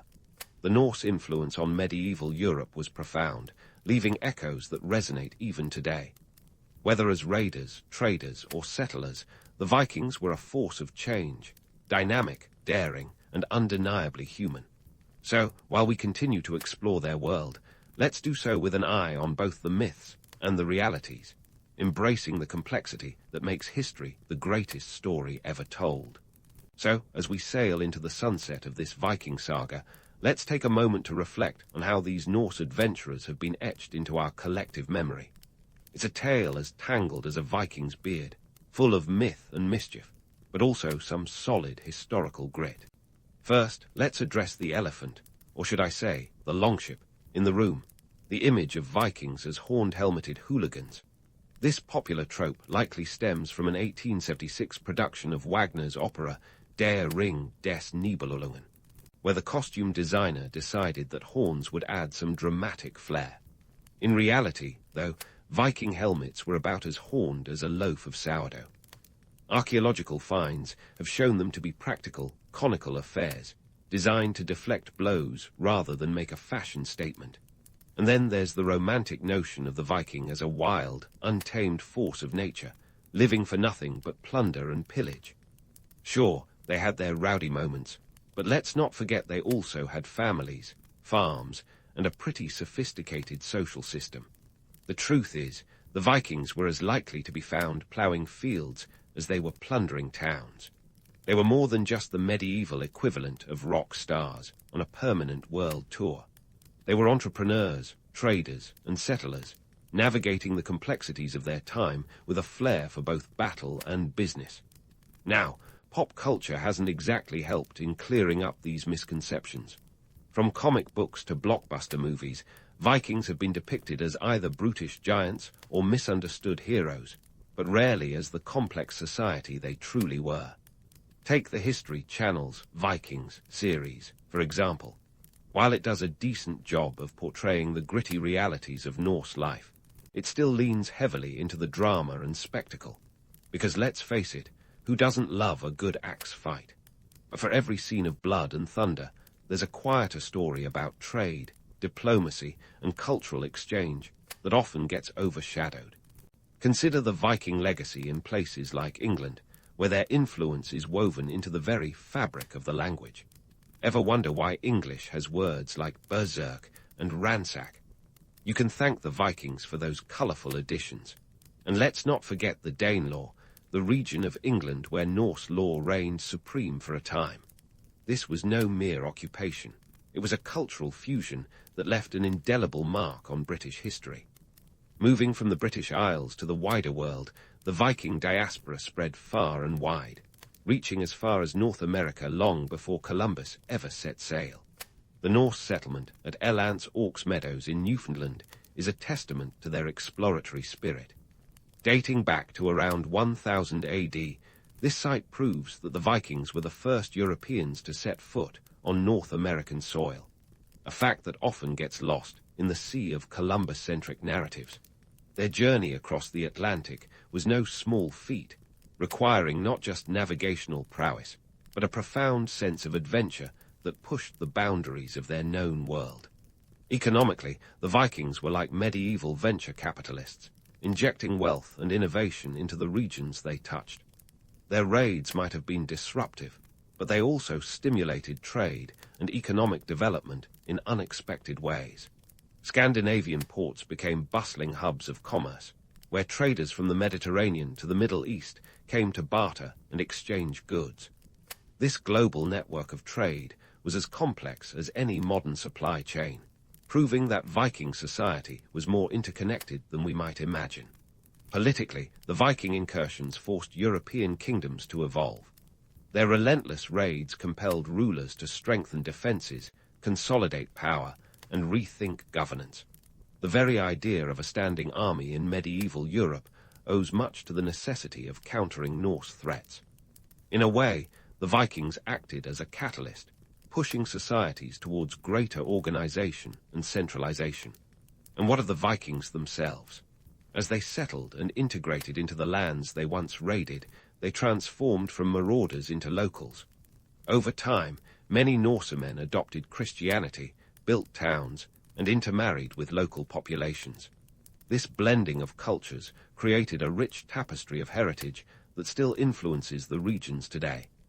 The Vikings' ability to adapt and evolve is perhaps their most enduring legacy, showing that they were not just agents of chaos, but also architects of change. As we wrap up this voyage through Viking history, it's clear that their story is far from a simple tale of war and plunder. It's a multifaceted saga of adventure, commerce, and cultural exchange that challenges our preconceptions and invites us to look deeper. The Vikings were, and are, a testament to the complexity of human societies, their capacity for both destruction and creation, for war and peace, for isolation and integration. So next time you hear the word Viking, remember that beneath the layers of legend lies a reality that's as intricate and compelling as any saga pennied by the skalds of old. Whether you see them as fearless explorers or fearsome raiders, the truth is they're a bit of both, and so much more. In the end, the Vikings remind us that history is not a static record of events, but a dynamic narrative, full of twists, turns, and the enduring power of human ambition. In the 15th century, the Japanese landscape was dotted with castles that looked like they jumped right out of a samurai's fever dream. These fortresses weren't just oversized houses for sword-wielding nobility. They were the ultimate chess pieces in a game of territorial dominance. Imagine being a daimyo, or feudal lord, surveying your kingdom from the top of your towering stronghold. It's good to be king, or at least a regional warlord. Now, before you start romanticizing about cherry blossoms fluttering around wooden pagodas, let's talk about the real dirt behind those castle walls. First off, constructing these stone and wood behemoths was no small feat. We're talking labor forces that could rival a small army. On average, a castle like Heimji could take a couple of decades and thousands of workers to complete. And the resources. Let's just say the cost of building one of these bad boys could make a modern mega mansion look like a studio apartment. But why go through all this trouble? Enter the Sengoku period, a time when Japan was as politically stable as a toddler hopped up on sugar. With around 200 daimyo vying for control, castles became the ultimate status symbol and strategic necessity. High walls, moats, and tricky defenses weren't just architectural flexing. They were essential survival tools. The idea was to make invading your castle more frustrating than assembling furniture from a Swedish flat-pack store. So, what's the deal with those moats? They weren't just oversized fish tanks. They were your first line of defense. In a world without drones or aerial assaults, a moat was like having a keep out sign that actually worked. They made it harder for enemy forces to approach the walls, slowing them down for long enough to turn them into pincushions with arrows. And those high walls, they were an excellent way to tell your enemies, good luck scaling this with your rickety ladders. But don't get too swept away by the grandeur. The myth of the invincible castle is just that, a myth. Sure, castles were tough nuts to crack, but they weren't impregnable. In fact, many fell to sieges, treachery, or even a well-timed fire. The castles were more like the luxury SUVs of their time, impressive, intimidating, but definitely not indestructible. Let's not forget the human element. The laborers building these castles weren't just faceless drones. They were conscripted peasants and craftsmen, often working under grueling conditions. The work was hard, the hours long, and the pay, let's be honest, was probably less than your average ramen shop salary. Yet, for many, building these castles was a chance to support their families, however meager the wages. Politically speaking, castles were more than just fortresses. They were statements of power. A daimyo with a mighty castle had a better chance of keeping allies loyal and enemies at bay. In a way, these structures were the medieval equivalent of a flashy Instagram feed. Show your wealth, show your power, and most importantly, show that you're not to be messed with. Take the example of Azuchi Castle, built by Oda Nobunaga. It wasn't just a fortress, it was a revolutionary statement. Constructed in the late 16th century, it incorporated innovative designs and stood as a symbol of Nobunaga's ambition to unify Japan. But it also made him a target, proving that sometimes having the biggest castle just means having the biggest bulls on your back. In the end, while these castles were marvels of engineering and symbols of power, they were also reminders of the harsh realities of feudal life. Behind the romanticized stories of samurai honor and cherry blossom-filled courtyards, there were real people with real struggles. So, next time you think of a Japanese castle, remember it's not just about the grandeur. It's about the grit, the grind, and the people who built them stone by stone. Now, stepping inside the walls, let's pull back the rice paper curtain and dive into the daily grind of a feudal Japanese castle. Forget the mythical zen of a meditating samurai under a cherry blossom tree. Life inside these fortresses was more like a bustling beehive, with everyone from the highest-ranking samurai to the humblest peasant playing their part in this medieval symphony. First up the hierarchy, because nothing screams feudal society like a good old-fashioned pecking order. At the top, you've got the daimyo, the big cheese, the beiensei of the castle. His word was law, and he was surrounded by an entourage of samurai, each with a title that would make a Game of Thrones character blush. These guys weren't just any warriors. They were the knights in slightly less shiny armor of Japan, bound by a code of honor that was half Bushido, half don't embarrass the boss. Beneath the samurai were the ashigaru, foot soldiers who were the medieval equivalent of entry-level interns. They had the unenviable job of padding out the daimyo's army and were often armed with spears, bows, or whatever weaponry was lying around. These guys were the backbone of any military campaign and were paid in rice, the currency that literally fed the economy. We're talking about a system where your salary could be measured by how many grains you could count. And trust me, counting rice isn't nearly as relaxing as it sounds. Speaking of rice, let's dig into the economic side of things. Forget gold coins or shiny trinkets. Rice was the real deal. Japan's economy was heavily rice-based, and the productivity of your land determined your wealth. Measured in koku, 1 koku was supposedly enough to feed 1 person for a year. A daimyo's power was often gauged by how many koku his lands could produce. Feeling hungry yet? Try imagining your paycheck as a sack of rice and see how that makes you feel about payday. Now, maintaining a samurai wasn't cheap. These warriors were an investment. The cost of equipping a single samurai could be equivalent to buying a small house today. Armor, swords, and the occasional horse didn't come cheap, and let's not even get started on the cost of maintaining a castle. The economic engine of a castle was like a well-oiled machine, or at least it had to be if you wanted to keep your head attached to your shoulders. The peasants worked the land, providing the rice that fueled the entire system, while artisans and craftsmen kept the wheels turning with their skills. Daily life within the castle walls was far from the idyllic scenes of tranquility often painted in romantic stories. Waking up in a feudal castle meant dealing with a cacophony of sounds. Blacksmiths hammering away, soldiers training, and the constant hustle and bustle of a small city in motion. For a samurai, a typical day might involve military training, attending strategy meetings, or practicing the art of calligraphy, because who doesn't love a little poetry between battles? For the peasants living within the castle's shadow, life was a grind. While they weren't exactly living in the lap of luxury, residing within the walls offered a level of protection from marauding bands of rivals and the ever-present threat of war.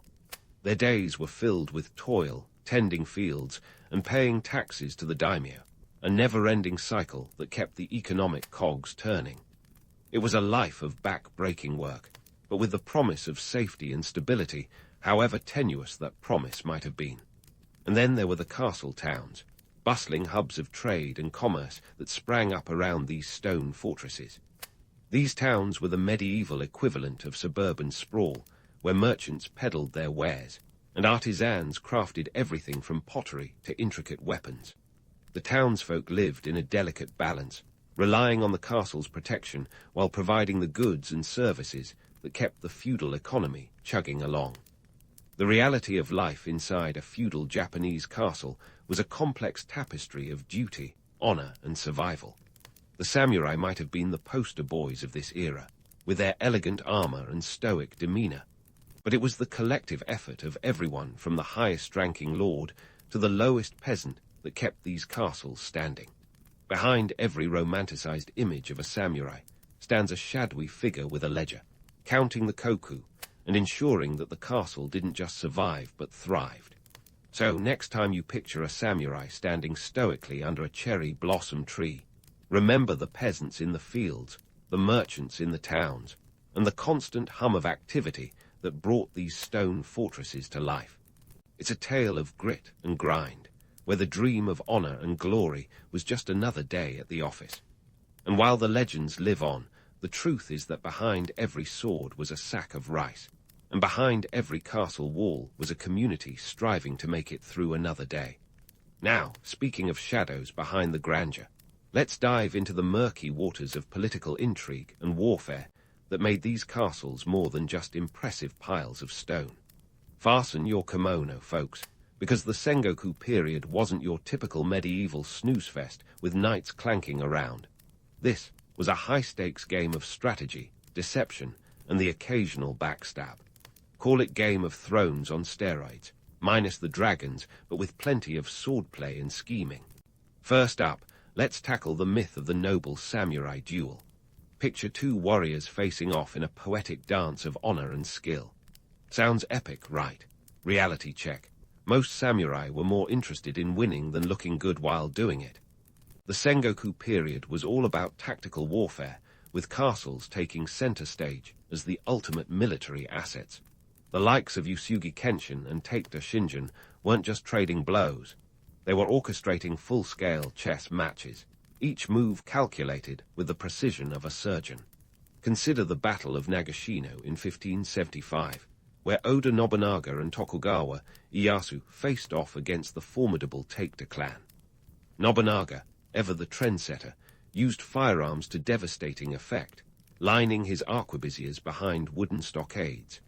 Think of it as a medieval version of camping in a first-person shooter, effective, if not exactly sportsmanlike. This battle wasn't just a military win, it was a paradigm shift. It marked the beginning of the end for traditional cavalry charges, as samurai adapted to the new reality of gunpowder warfare. The lesson here: never underestimate the guy with the latest tech. Speaking of sieges, these were less about gallant charges and more about strategic patience and perseverance. Take the siege of Osaka in 1615. It wasn't just a siege. It was the grand finale of the Sengoku period, a showdown between Tokugawa Ieyasu and Toyotomi Hideyori. Ieyasu, the grandmaster of strategy, deployed an overwhelming force of about 200,000 troops. The Toyotomi forces, holed up in Osaka Castle, were formidable but vastly outnumbered. Spoiler alert: Osaka Castle fell, but not without a fight that echoed through history as the end of an era. Now, let's talk about the unsung heroes of these sieges, the engineers. Castle walls weren't just built to look pretty. They were the medieval equivalent of a Rubik's Cube designed to frustrate invaders. The Hojo clan, for instance, were masters of castle defense, using concentric circles of walls at Odawara Castle to force attackers into a labyrinth of death. The idea was simple: keep the enemy confused, delay their advance, and give your archers a field day. It's like a medieval escape room, except the only prize for winning was getting out alive. Of course, not all battles were won with brute force. Sometimes it was the quiet whisper of betrayal that toppled a fortress. Take the infamous case of Eichai Mitsuhide's betrayal of Oda Nobunaga at Honojai in 1582. Nobunaga, the man who practically invented the phrase, "go big or go home," was caught completely off guard.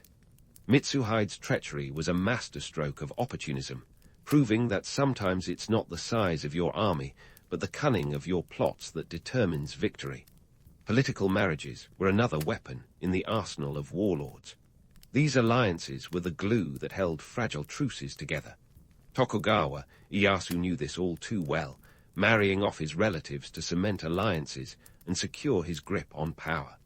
It's a classic case of keep your friends close and your enemies closer, preferably in-laws, just to keep things interesting. Economically, these power plays were fueled by rice and resources. The cost of war was staggering, and daimyo needed deep pockets to fund their ambitions. Building and maintaining a castle was like owning a modern sports team. The initial investment was only the beginning. Each stone, each soldier, and each strategy session had a price tag. The economics of war were as brutal as the battles themselves, with those who couldn't afford the latest military innovations often left in the dust or the ashes of a burned-out stronghold. The Sengoku period was a time of chaos and opportunity, where the only constant was change. Castles were the epicenters of this turbulent era, not just as military bases, but as symbols of power, ambition, and the human desire to leave a mark on history. Behind every legendary battle and brilliant strategy was the gritty reality of life and death decisions, where the stakes were as high as the walls these warlords built to protect their legacies. So, as we leave the smoke and mirrors of political intrigue and warfare, remember that these castles were more than just historical curiosities. They were the beating heart of a nation in flux, a testament to the ingenuity and resilience of those who dared to dream of dominion. And while the romanticized tales of samurai duels and castle sieges continue to captivate, it's the unvarnished truth that truly fascinates. A world where legends were forged in the crucible of conflict and ambition. Stay tuned, because next up, we'll delve into the cultural and technological transformations that these castles inspired, proving that behind every stone wall and iron gate was a story waiting to be told.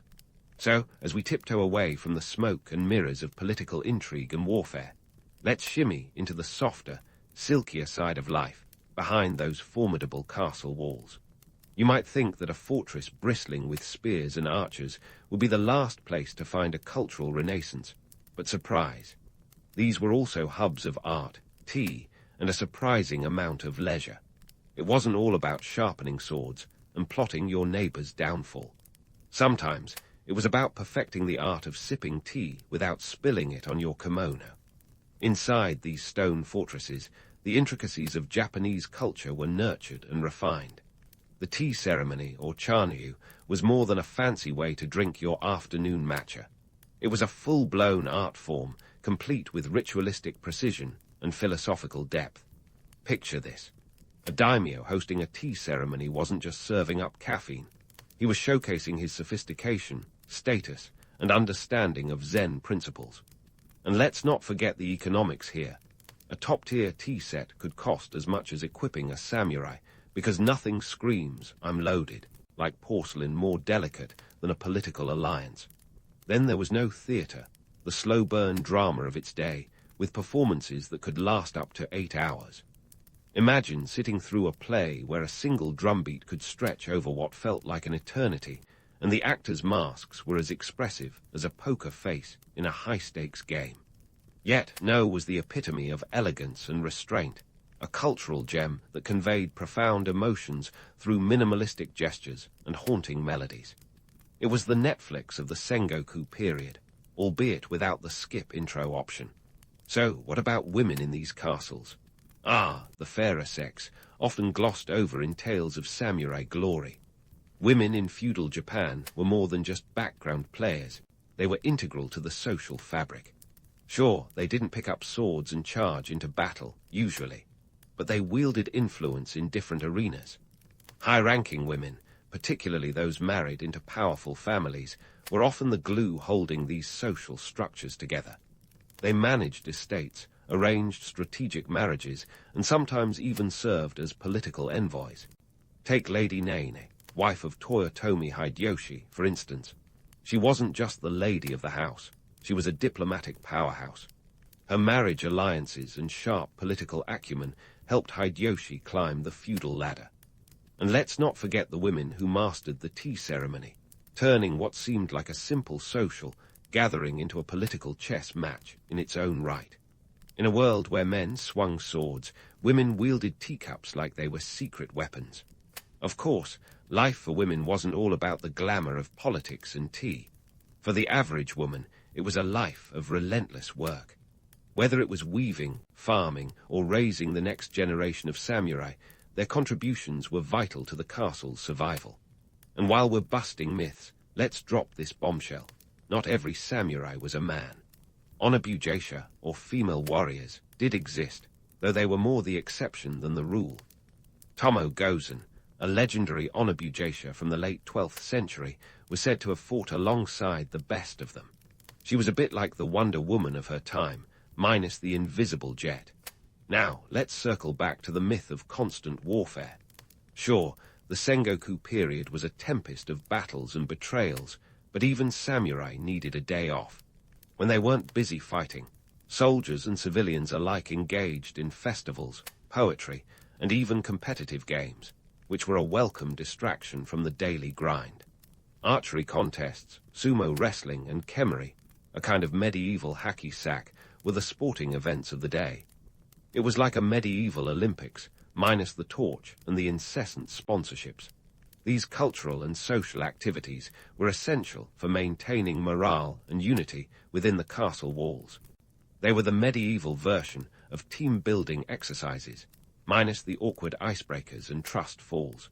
By participating in these shared experiences, the castle's inhabitants forged bonds that were crucial for survival in a world where today's ally could be tomorrow's adversary. As we explore these cultural nuances, It's clear that life in a feudal Japanese castle was a tapestry woven with threads of war and peace, power and art, survival and celebration. Behind the formidable stone walls, the human spirit thrived in the most unexpected ways. While the legends of sword-fighting samurai continue to captivate our imaginations, it's the softer, quieter stories, the tea ceremonies, the no performances, the subtle power of women, that reveal the true heartbeat of these historic fortresses. But hold onto your kabuto, because we're not done yet. Next, we'll delve into the technological advancements and innovations that these castles inspired, proving that ingenuity and creativity flourished even in the shadow of conflict. Stay tuned, because the story of these iconic structures is far from over. All right, let's shift gears from the intricate dance of cultural life within castle walls to the seismic shifts that led to their decline. As the 19th century rolled in, the castles that once stood as symbols of power and prestige were about to get a rude awakening, courtesy of a little event known as the Meiji Restoration. Imagine the feudal system as a house of cards, and the Meiji Restoration as the gust of wind that sent it tumbling down. Kicking off in 1868, the Meiji Restoration was less of a gentle transition and more of a cultural earthquake. The Tokugawa shogunate, which had ruled Japan with an iron grip for over 250 years, suddenly found itself out of fashion, much like powdered wigs or disco pants. The new leaders were all about modernization, Western-style government, industry, and military reforms. And guess what didn't fit in with their shiny new vision? You guessed it, those massive, aging fortresses. The castles, once bustling hives of military and political activity, suddenly found themselves about as useful as a samurai in a smartphone store. The new government wasn't just uninterested in maintaining these structures. They actively dismantled many of them. Over 200 castles were torn down, with their stones repurposed for modern infrastructure. It was like a medieval version of recycling, but with more destruction and fewer solar panels. The irony is, the stones that once stood as bastions of defense against rival clans were now paving the way for railroads and modern roads. Politically, the Meiji government sought to centralize power and eliminate the feudal domains. The daimyo, who once ruled from their castles with all the subtlety of a rock concert, were stripped of their lands and titles. They were compensated with government bonds, but the transition from feudal lord to a modern bureaucrat wasn't exactly seamless. Imagine trading your castle for a desk job. It's enough to make any daimyo reach for the sake bottle. Economically, the shift was just as dramatic. The agricultural economy that had been the backbone of feudal Japan was upended as industrialization took center stage. Rice, once the currency of choice, was replaced by cold, hard yen. The castles, which required a small fortune just to keep the lights on, or rather, the torches lit, were financially unsustainable in this brave new world. Maintaining a castle was like trying to keep a vintage car running, charming in theory, but a nightmare for your wallet. So, what happened to those castles that weren't dismantled? Many fell into disrepair, left to the mercy of time and the elements. But not all were destined to crumble. Fast forward to the 20th century, and a funny thing happened. Nostalgia kicked in. As Japan embraced modernity, there was a growing appreciation for the history and heritage embodied by these ancient structures. The castles that survived became treasured relics, transformed into museums and tourist attractions. Take Heimji Castle, for instance, often dubbed the White Heron Castle, because of its elegant, bird-like appearance. It narrowly escaped demolition during the Meiji era and was even threatened during World War II. But it survived, and today it stands as a UNESCO World Heritage Site, drawing visitors from around the globe. It's a testament to the enduring allure of these fortresses, proving that sometimes history has a way of coming full circle. In modern Japan, castles serve as cultural anchors, nods to a past that shaped the nation's identity. They're the backdrop for festivals, reenactments, and yes, the occasional samurai cosplay event. It's a bit like seeing a rock star from the 70s still selling out arenas today. There's something timeless about their appeal. But while the castles remain symbols of history, they also remind us of the enormous human effort and resources that went into their creation. Behind every stone is the story of the labourers who toiled under grueling conditions, the samurai who defended them, and the lords who gambled their fortunes and lives on their walls. It's a legacy that's both inspiring and sobering, a reminder that the grandeur we admire today was built on the backs of those who lived through its harsh realities. So, as we wrap up our journey through the world of feudal Japanese castles, let's take a moment to appreciate their dual legacy. These structures are more than just picturesque backdrops for tourist photos or historical dramas. They're lessons in ambition, resilience, and the ever-changing dance between tradition and progress. From their rise in the Sengoku period to their fall in the Meiji era, and their rebirth in the modern age, Japanese castles have stood the test of time, proving that while the walls may crumble, the stories they hold are indestructible. And with that, we close the gates on this chapter of history, leaving you with a newfound appreciation for the stone giants that once ruled the Japanese landscape. Until next time, keep your teacups steady, your kimonos unwrinkled, and your curiosity ever turning. In the grand theatre of ancient Egypt's agricultural world, wheat was the lead actor, the baiansei of crops, if you will. Sure, there were other grains, but wheat was royalty. It was the backbone of Egyptian society, the staple that powered a civilization capable of building pyramids that still baffle modern architects. But before we dive into the who, what, and why of wheat, let's talk about its quirky sidekick, the Nile River. The Nile was like that unpredictable business partner with a genius streak. It had its moments of brilliance, but boy, could it be moody. For starters, the Nile had a habit of flooding once a year, transforming itself into the world's most overzealous gardener. These floods were essential, spreading a fresh coat of nutrient-rich silt across the land, like Mother Nature's own brand of miracle grow. Picture an annual rejuvenation that made soil fertility a non-issue. But let's not get too starry-eyed here. The Nile didn't just sprinkle the land with fertility like a benevolent god. Oh no, it could also drown your fields, wash away months of back-breaking labor, and leave you shaking your fist at the heavens. Now, why was wheat the MVP of ancient Egyptian agriculture? Let's break it down. Wheat's popularity wasn't just about its nutritional value, though it did pack a punch with calories and protein. It was all about economics, baby. Wheat was the currency of survival and power. In an era before Bitcoin or even cold, hard cash, wheat was the closest thing to a standard currency. It was traded, taxed, and hoarded. Rulers and officials were paid in wheat, workers were compensated in loaves, and the grain was stored in massive granaries as insurance against future famine. Talk about a grain with a lot of responsibility. The ancient Egyptians weren't the only ones who thought wheat was the bee's knees, but they sure perfected its cultivation. Thanks to the Nile, they could reap 2, sometimes 3, harvests a year. Let that sink in for a moment. 2 to 3 times a year, they got to experience the joy and chaos of harvest. The rest of the time, wheat was a sort of ancient insurance policy. It was the fat in the land that kept the skinny years at bay. When the harvest was good, it was a party. When it was bad, it was a national crisis. Economically speaking, wheat was the steady hand you wanted on the tiller of your kingdom. It was reliable, almost boringly so, which is exactly what you want in a staple crop.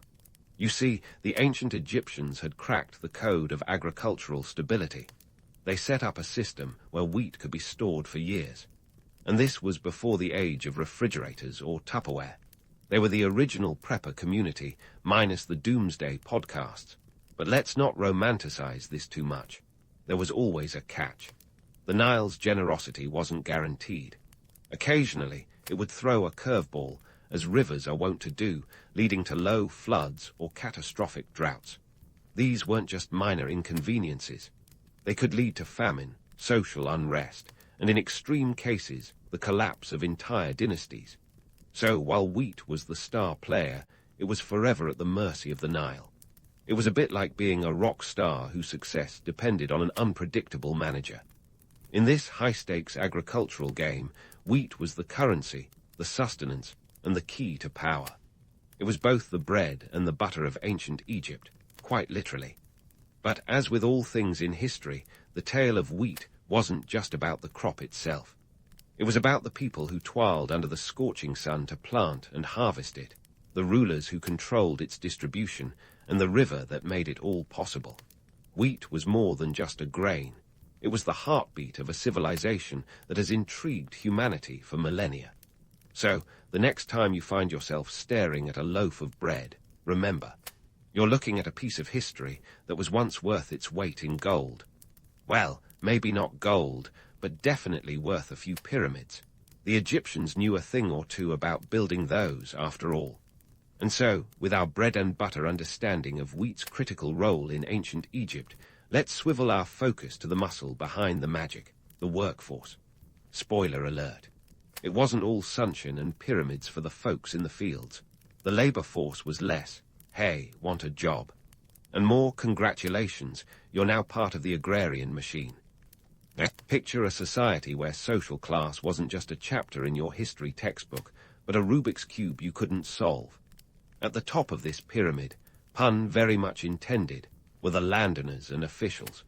These guys were the ancient equivalent of today's boardroom bigwigs, pointing at charts and making decisions. Except their charts were fields, and their decisions often involved other people's blood, sweat, and tears. Now, let's roll up our sleeves and meet the real MVPs of Egyptian agriculture. The farmers, slaves, and even the kiddos. In a world where child labor laws were about as real as unicorns, kids were often seen wielding sickles alongside their parents. These young field hands weren't just cute little helpers. They were essential cogs in the wheat-producing machine. It's like a family business, only without the option to quit. The farmers were the backbone of this society, working the fields from dawn till dusk, their lives dictated by the whims of the Nile and the orders from above. These were the folks who knew the land like the back of their hand, understanding just how to coax the best yield from the soil. In exchange for their labor, they often received a share of the harvest or a stipend of grain. But let's not romanticize this too much. This wasn't a cozy, self-sustaining lifestyle. It was grueling work with more than a pinch of uncertainty. Then there were the slaves, the silent workforce without whom the grand Egyptian narrative might have been a lot less grand. Unlike the farmers, slaves didn't even get the illusion of choice in their occupation. They were the property of the state or private owners, expected to toil away with little hope of freedom.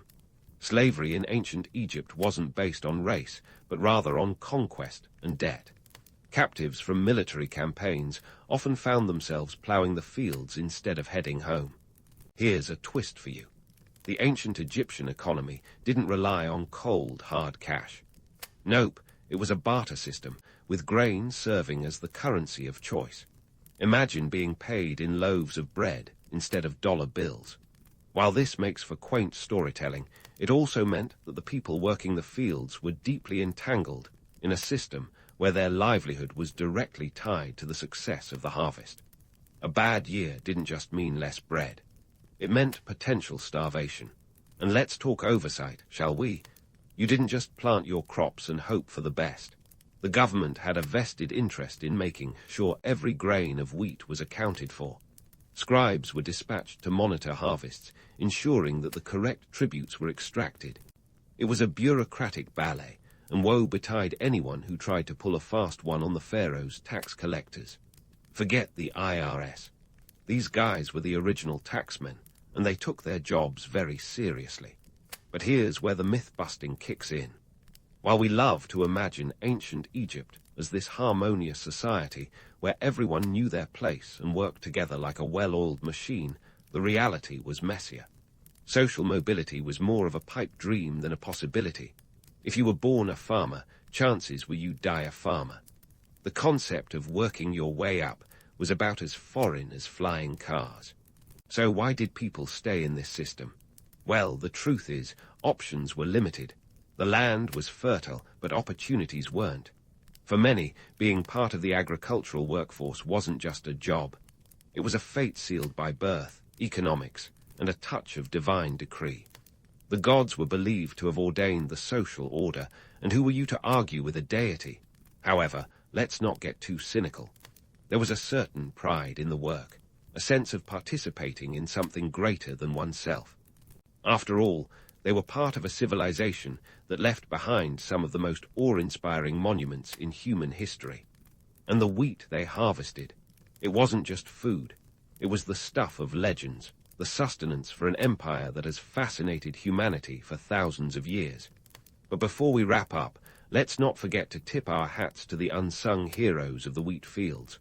They may not have had the glamour of pharaohs or the permanence of pyramids, but without their hard work, the great Egyptian machine wouldn't have thrived. They were the heartbeat of this ancient society, the ones who ensured that the wheels of the economy kept turning, one grain of wheat at a time. As we leave behind the fields and the sun-baked labourers, remember, this is just one chapter in the epic saga of ancient Egyptian agriculture. We've only scratched the surface. There's more to uncover about the intrigue, the politics, and the everyday realities that shaped life along the Nile. Stay tuned, because the story is far from over. As our narrative strolls away from the wheat fields and the tireless labourers, let's pause for a moment to appreciate the artistry of ancient Egyptian agriculture. Now, if your idea of a farmer involves a John Deere tractor and a plaid shirt, I've got some news for you. Ancient Egyptians had to work their magic with tools that would make a modern farmer weep. These weren't just primitive instruments. They were the Swiss Army knives of their day. Picture this: sickles, flint blades, wooden plows, and hoes, each as indispensable as a smartphone to a millennial. First up, we have the sickle, an ancient farmer's best friend and sometimes the bane of their existence. Crafted from wood with a serrated flint blade, it was the primary tool for cutting wheat. The serrated edge was essential. It wasn't just for show. It was designed to saw through the stalks, much like a bread knife slices through a crusty baguette. The sickle was so iconic that it even appeared in hieroglyphs, a testament to its importance in everyday life. But let's be real. Handling one of these all day was a workout that would make CrossFit look like a stroll in the park. Then there was the wooden plow, a tool so basic yet revolutionary that it transformed agriculture. This wasn't your high-tech, GPS-guided plow, mind you. It was a simple wooden frame dragged by oxen or donkeys. And let's just say, animal husbandry in ancient Egypt wasn't quite the pastoral idyll you might imagine. The animals were key players, albeit somewhat unwilling ones, in the agricultural theatre. They were fed a diet of straw and chaff, which sounds more like a recipe for discontent than nourishment. But hey, who said being a beast of burden was glamorous?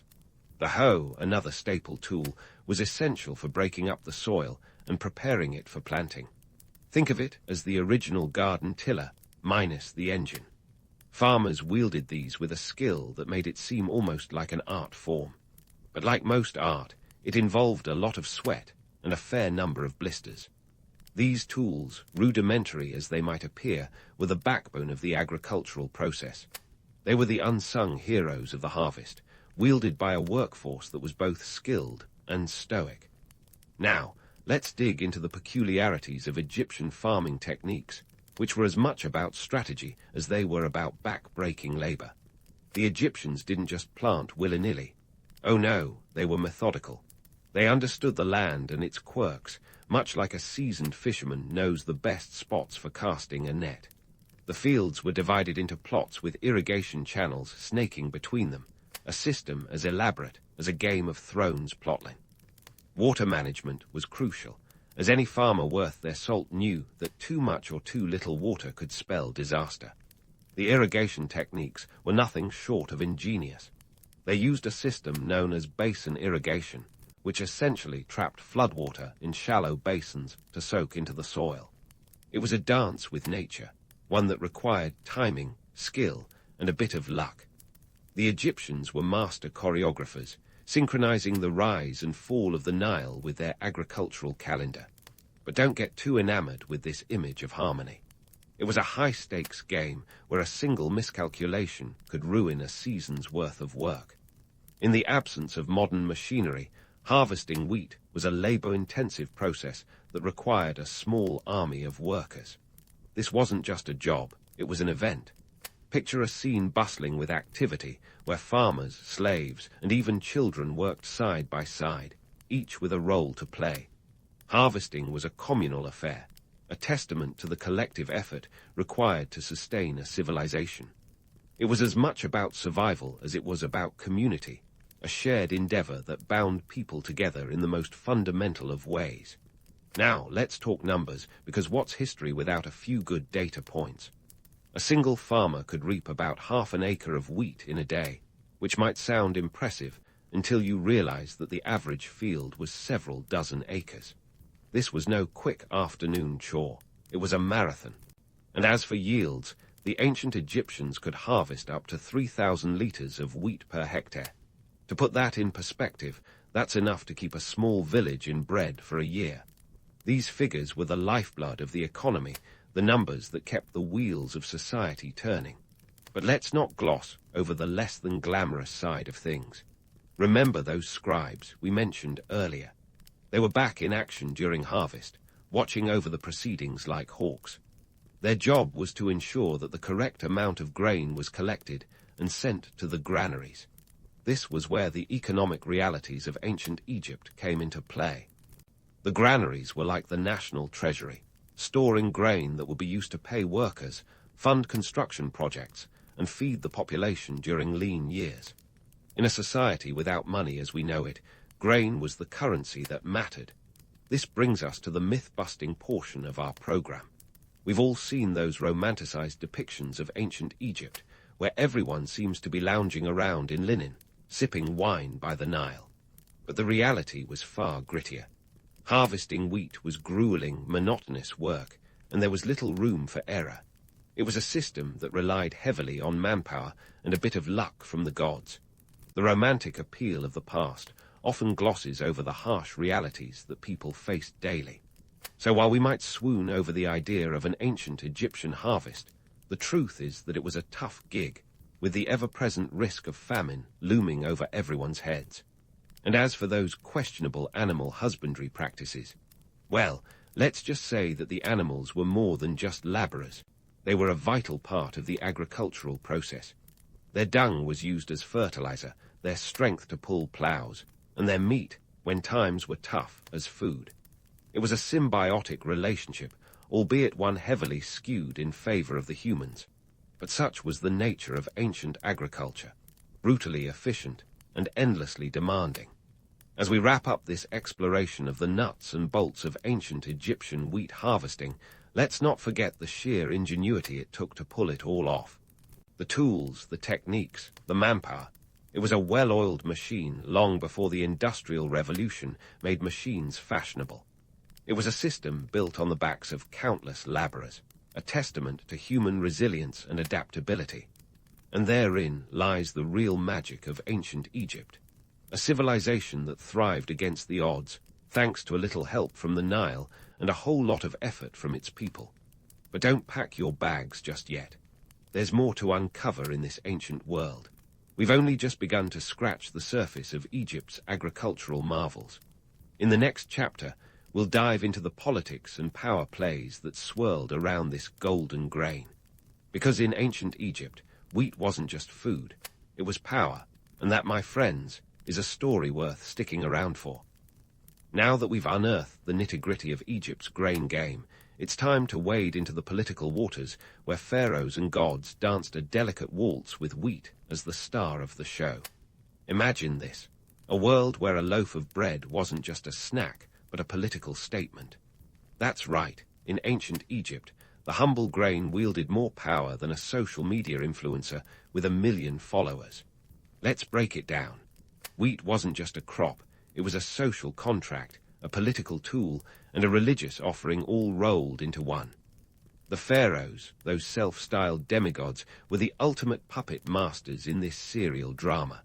They knew that controlling the grain meant controlling the people. After all, who needs a standing army when you can command loyalty with the promise of a full belly? The pharaohs played this game like seasoned pros, using wheat to grease the wheels of their political machinery. Here's a fun fact.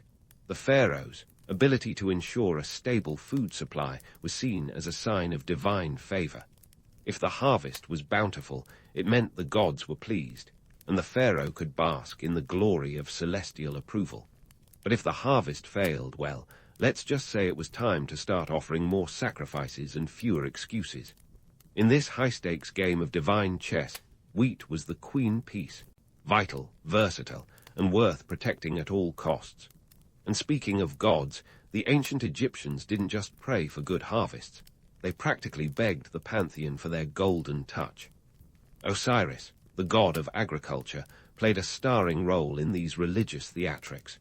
He was believed to have taught humanity the art of farming, making him the ancient Egyptian equivalent of an agri-tech startup founder.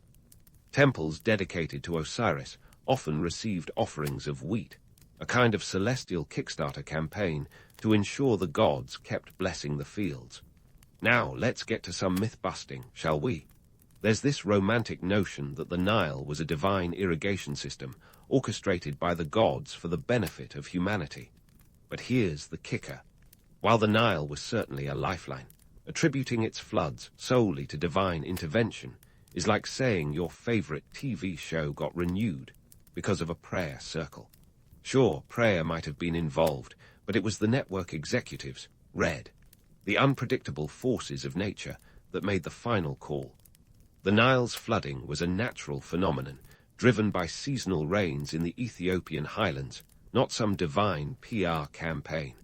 The pharaohs, ever the PR-savvy rulers, spun the natural rhythm of the Nile into a narrative of divine stewardship. By positioning themselves as intermediaries between the gods and the people, they maintained an iron grip on power. It was a clever bit of political theatre, one that kept the populace in line and the granaries filled. The message was clear: worship the gods, obey the pharaoh, and enjoy your daily bread. But let's not get too carried away with the celestial storytelling. The reality on the ground was far less glamorous. For the average Egyptian, life was a constant balancing act between feast and famine. The pharaohs might have had their hands in the divine cookie jar, but the common folk were the ones who did the heavy lifting. They were the ones who sowed the seeds, tended the fields, and prayed for a flood that was just right. Too much water and the crops drowned, too little and they withered. It was a razor-thin line between prosperity and disaster, one that required skill, luck, and a lot of back-breaking labor. Now, here's a sharp observation for you. In a society where wheat was currency, the granaries were the real banks. Forget gold and jewels. In ancient Egypt, the real wealth was stored in those towering structures filled with grain. This wasn't just food. It was the economic engine that powered a civilization. The granaries were a buffer against the whims of nature, an insurance policy that kept the wheels of the state turning even in lean years. And like any good bank, they were closely guarded, with scribes keeping meticulous records of every grain that went in or out. But let's pause and appreciate the irony here. In a land where the pharaoh was seen as a living god, it was the lowly grain that held the real power. Wheat was the ultimate equalizer, a reminder that no matter how grand the pyramids or how lavish the temples, it was the harvest that sustained it all. In the grand hierarchy of ancient Egypt, the pharaohs might have worn the crowns, but it was wheat that wore the crown jewels. As we wrap up this chapter in the saga of Egyptian agriculture, remember that wheat was more than just a crop. It was a symbol of power, a tool of the state, and a gift from the gods. It was the thread that held the tapestry of Egyptian society together, weaving a story of divine favor, political savvy, and human ingenuity. And as we continue to explore this ancient world, keep in mind that the tale of wheat isn't over yet. There's still much to uncover about the intrigue, the politics, and the everyday realities that shaped life along the Nile. Stay tuned, because in the next installment, we'll delve even deeper into the wheat fields to uncover more secrets of this ancient civilization. We've only just begun to scratch the surface of Egypt's agricultural marvels, and there's plenty more to uncover. So grab your metaphorical sickle, because we're not done harvesting history just yet. As we dig deeper into the fertile soil of Egypt's agricultural legacy, let's confront the elephant in the wheat field, the myth of progress. Have we really sprouted so far from the seed planted by ancient Egyptians, or have we just mechanized the madness? Spoiler alert.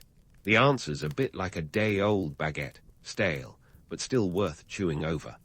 So here's how the story unfolds. Way back when, the Egyptians were getting their hands dirty with some seriously advanced farming practices for their time. Basin irrigation, crop rotation, and those iconic granaries. They were the OG pioneers of agricultural efficiency. Fast forward a few millennia, and what do we have? Tractors that look like they could double as spaceships and fields managed by GPS. Sure, we've swapped oxen for John Deere, but at its core, the game hasn't changed as much as we'd like to think. Consider this. In ancient Egypt, a single farmer could harvest about half an acre of wheat in a day. Today, thanks to our whirring, churring machines, a modern combine can harvest up to 150 acres in the same time. Impressive, right? But hold your applause. Despite the tech leap, the underlying principle is still the same. Get the grain from field to table as efficiently as possible. The Egyptians were already pretty good at it, considering their limitations. They laid the groundwork, literally, for the modern agriculture we know today. And let's talk about irrigation. Those ancient folks had a system that was as complex as a season finale of your favorite TV series. They harnessed the Nile's yearly floods with a savvy that would make an engineer blush. Today, we've traded in their dikes and basins for high-tech drip irrigation and massive water management projects. Yet the struggle remains. Too much water, and you flood the fields. Too little, and you're staring down the barrel of drought. The Egyptians danced this delicate tango with nature long before climate change became a meme-worthy topic. Now about those granaries. Think of them as the ancient world's safety net, a hedge against famine, and a tool for political leverage. In today's world, we've got a global food supply chain that's about as stable as a house of cards in a windstorm. One bad harvest, one geopolitical hiccup, and suddenly the idea of grain as currency doesn't seem so archaic, does it?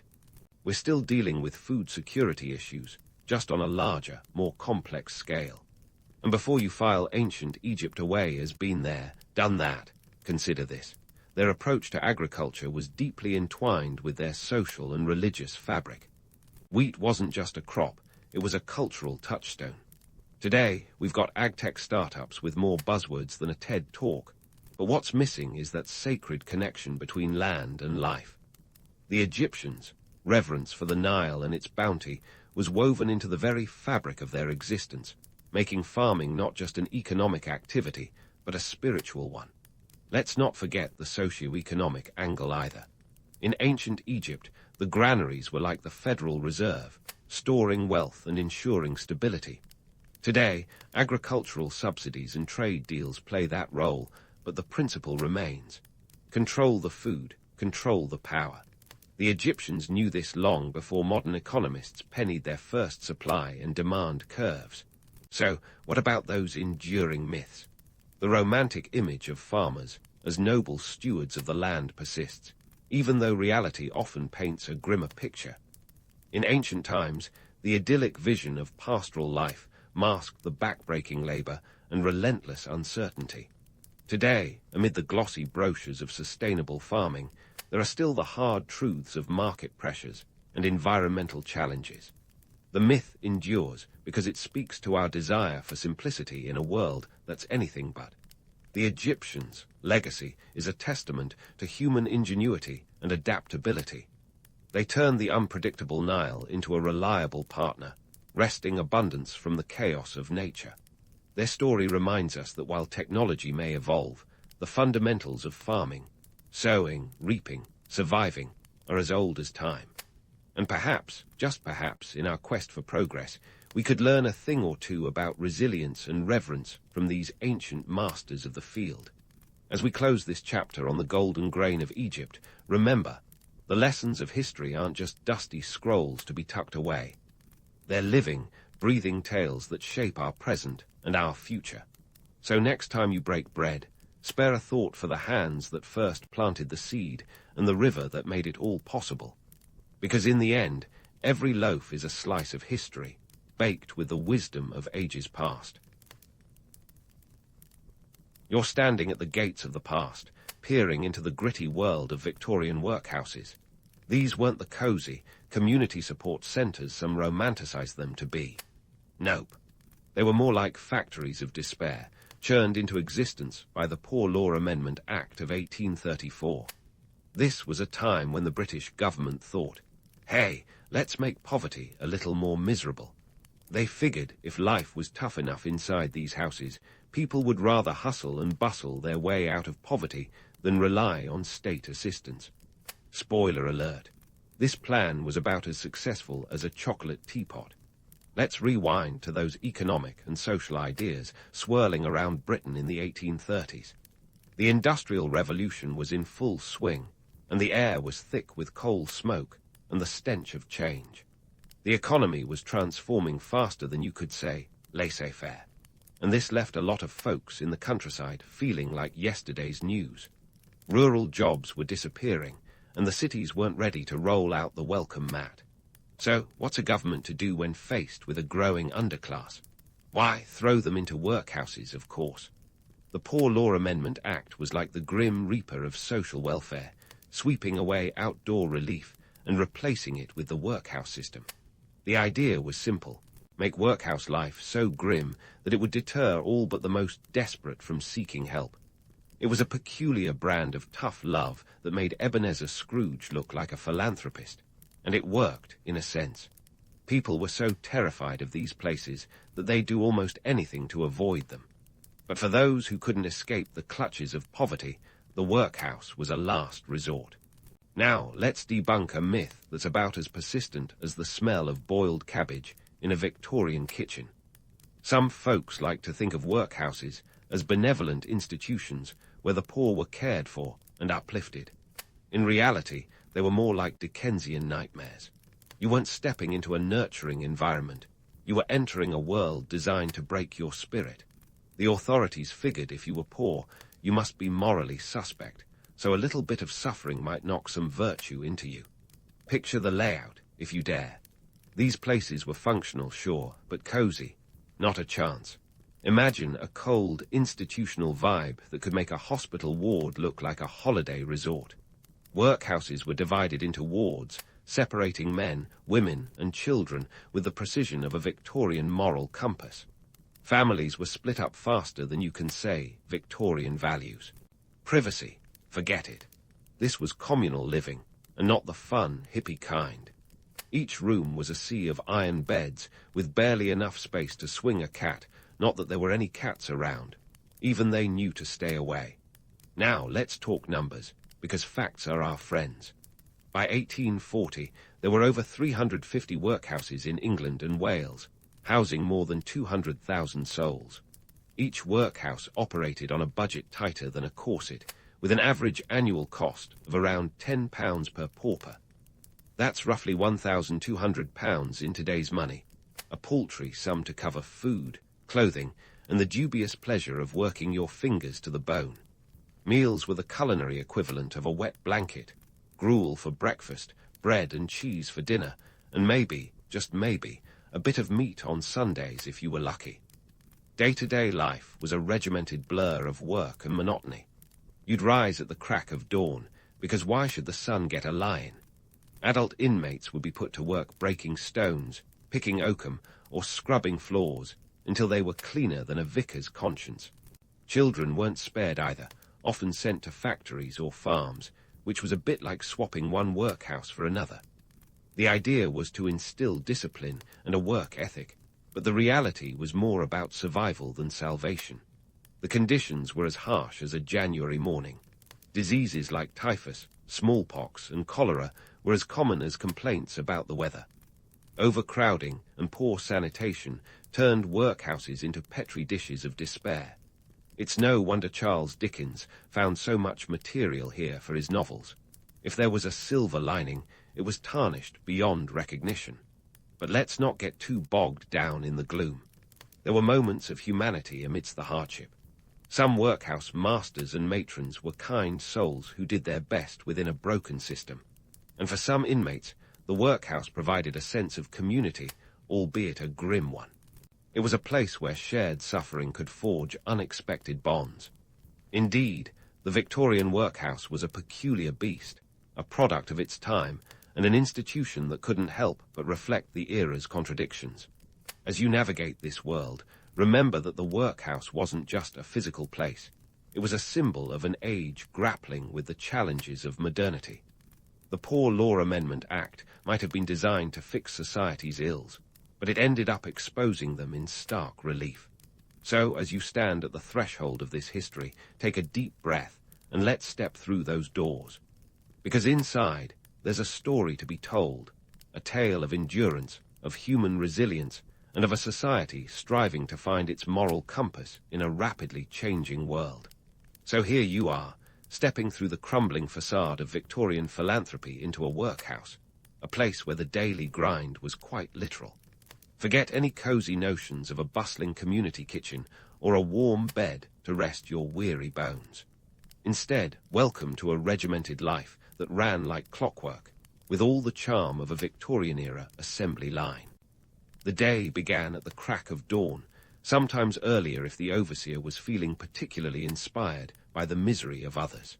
Rise and shine, because the workhouse bells were about as merciful as a drill sergeant's whistle. Inmates were roused from their slumber as early as 5:00 a.m. with a wake-up call that was impossible to snooze through. The morning routine was a swift affair, and anyone lingering in bed would find themselves on the wrong side of a stern reprimand. The mantra was simple: work, work, and more work. Breakfast was a grim affair, featuring the infamous gruel, a thin, watery porridge that made Oliver Twist's plea for more seem both audacious and understandable. Once the morning sustenance, or lack thereof, was consumed, it was time to toil. The workhouse existed to instill discipline and a work ethic, or so the authorities claimed. In reality, it was more about keeping inmates busy enough to forget their dire circumstances. Men were typically assigned back-breaking tasks like breaking stones or chopping wood, jobs that required brute strength and offered little in return except blisters and sore muscles. Women, on the other hand, were often relegated to tasks such as laundry and sewing, work that was as monotonous as it was necessary to maintain the workhouse itself. Let's talk numbers for a moment, because nothing says Victorian efficiency like a good spreadsheet. In 1841, the average workhouse housed around 200 inmates, each contributing to the daily grind without any guarantee of reward. It wasn't just about keeping bodies moving. It was a calculated attempt to make poverty as unappealing as possible. The principle was clear. If you wanted to eat, you had to earn it, even if the earnings were as meager as a bowl of gruel. Discipline was the order of the day, and the workhouse had rules tighter than a Victorian corset. Inmates were expected to adhere to a strict schedule, with little room for individual expression or defiance. The regime was enforced by a master or matron, figures who wielded authority with the precision of a guillotine blade. Any deviation from the norm was met with severe punishment, ranging from solitary confinement to reductions in food rations. The message was clear: conformity was key, and rebellion was a luxury few could afford. But it wasn't all about work and punishment. There were moments of unintended comedy too, like the infamous workhouse test. This was where local officials would sometimes spend a night in the workhouse to see if conditions were tolerable. Spoiler alert, they usually found it unbearable, which was not exactly a revelation to the poor souls who lived there. Yet somehow, the test did little to improve conditions, serving mostly as a testament to the disconnect between policymakers and the realities of poverty. Let's pivot to a bit of myth-busting, because the idea of workhouses as reformative spaces is about as believable as a Victorian science. The notion that these institutions were designed to uplift the impoverished is a narrative that's been spun with all the skill of a Dickensian villain. In truth, workhouses operated on the principle of deterrence rather than rehabilitation. The aim was not to provide skills or education, but to offer a stark choice: endure this life, or find another way to survive. You might wonder if there was any room for education or personal growth amid this drudgery. For children, the answer was a qualified yes. Many workhouses did offer basic schooling, but it was often rudimentary and focused on teaching children to be obedient workers rather than critical thinkers. The curriculum was heavy on reading, writing, and arithmetic, skills deemed necessary for future employment in factories or service industries. But let's not kid ourselves. This was more about creating a compliant workforce than nurturing young minds. As the sun began to set, the day's labor wound down, but the monotony didn't end there. Dinner was another exercise in culinary minimalism, typically consisting of bread and cheese, with perhaps a hint of meat if the budget allowed.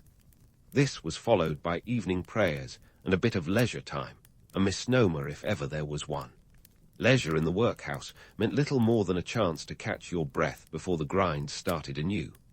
By 9:00 p.m. it was lights out, and inmates were expected to retire to their communal dormitories. Privacy was a luxury no one could afford, with rows of iron beds lined up like soldiers standing to attention. The nights were long and cold, and sleep was often elusive, haunted by the spectre of another day of the same relentless routine. So there you have it, a day in the life of a Victorian workhouse inmate. It was a world defined by its rigidity, where every moment was accounted for and every action scrutinized. The workhouse was a microcosm of Victorian society, reflecting its values, fears, and contradictions. It was a place where the myth of moral upliftment clashed head-on with the harsh reality of human suffering. But if you think that's the end of the story, think again. There's more to uncover as we delve deeper into this complex chapter of history. Stay tuned, because the tale of the workhouse is far from over. But before you think we've exhausted the harsh realities of workhouse life, brace yourself. We've got to dive deeper into the demographics of these Victorian institutions, which were about as welcoming as a tax audit. The populations were a motley crew of society's most vulnerable: the elderly, children, and the infirm. It was a mixed bag of humanity, each group carrying its own tragic backstory. Let's start with the elderly, those wise souls who, in a just world, would be enjoying a cozy retirement. Instead, they found themselves in the workhouse, a testament to a society that had about as much compassion as a Victorian-era corset. By the mid-19th century, roughly one-third of workhouse inmates were over the age of 60. Picture this: folks who'd spent their lives toiling away, only to end up in a place that saw them more as a burden than a boon. The irony wasn't lost on them, I assure you. Now, why were so many elderly folks ending up in these grim institutions? Simple. There was no social safety net. The government's idea of pension planning was to hope you didn't need one. If you were old, poor, and without family support, the workhouse was often your only option. It was a place where you could at least count on 3 square, if barely edible, meals a day. But let's not sugarcoat it. Living out your twilight years in a workhouse was about as appealing as a cold bath in December. Turning to children, the workhouses were teeming with young faces, often orphans or kids from destitute families. By the 1850s, they made up nearly half of the workhouse population. These were the Oliver Twists of the world, thrust into a system that offered more discipline than education. Sure, some workhouses provided basic schooling, but let's be real. It was more about creating obedient factory fodder than nurturing future leaders. Schools within workhouses taught the 3 Rs: reading, writing, and arithmetic, but always with an eye on churning out compliant workers. A particularly infamous example of this system's failure is the Andover workhouse scandal of 1845. Here, children and adults alike were so starved that they resorted to gnawing on bones they were supposed to be grinding into fertilizer. Not exactly the balanced diet you'd hope for. This scandal brought to light the appalling conditions and led to some reforms, but it was like putting a band-aid on a bullet wound. Then there were the infirm, those struggling with physical or mental disabilities. In a society that equated poverty with moral failing, being both poor and sick was a double whammy. The workhouse was the catch-all solution for those who couldn't fend for themselves, regardless of their circumstances. It didn't matter if you were bedridden or blind. The workhouse was where you ended up. This one-size-fits-all approach was about as effective as using an umbrella in a hurricane. Let's talk stigma, because entering a workhouse was about as socially acceptable as wearing socks with sandals. The Victorian era was steeped in the belief that poverty was a personal failing. If you ended up in a workhouse, it was assumed you'd somehow botched your life plan. This stigma wasn't just a matter of social snobbery. It had real consequences. Families would go to great lengths to avoid the workhouse, often choosing starvation over the shame of being labelled inmates. Society's attitudes towards poverty were a tangled mess of judgment and fear. The middle and upper classes saw the poor as idle, lazy, and morally suspect. This perspective was perpetuated by the era's writers and thinkers who argued that making the workhouse an unattractive option was key to motivating the poor to improve their lot. It was a classic case of victim blaming, and it stuck like glue. But let's debunk a myth while we're here. The notion that the workhouse was a haven of last resort purely out of benevolence. This is a narrative that's been wrapped in a Dickensian bow and sold as historical fact. The truth: the workhouse was a place where society could conveniently tuck away its undesirables. It was less about helping the needy and more about keeping them out of sight and out of mind. Specific examples highlight how workhouses were indeed the last refuge for the most desperate. Take the case of the Whitechapel workhouse in East London. By the late 19th century, it was notorious for its overcrowding and appalling conditions. Here, the destitute came not because they expected help, but because they had nowhere else to turn. It was a stark reminder that the workhouse system was less about salvation and more about survival. And then there's the case of the infirmary at the Liverpool workhouse, which was so overcrowded that patients lay two to a bed. This wasn't healthcare. It was barely managed chaos. For many, the workhouse infirmary was the last stop on a journey marked by hardship and neglect. It was a place where the vulnerable were supposed to receive care, but often found more misery instead. So, as we peel back the layers of this complex institution, it's clear that the workhouse wasn't just a physical space. It was a reflection of a society grappling with poverty, progress, and its own conscience. It was a place where myths of moral redemption collided with the grim reality of human suffering. And while we've only scratched the surface, there's still much more to uncover. Stay with me, because the story of the workhouse is a tapestry woven with threads of history, humanity, and a relentless pursuit of survival. Now that we've set the stage with the gritty reality of workhouse life, let's peek behind the scenes at the puppet masters pulling the strings. Enter the Board of Guardians, a group of individuals who managed these Victorian institutions with all the benevolence of a cat looking after a canary.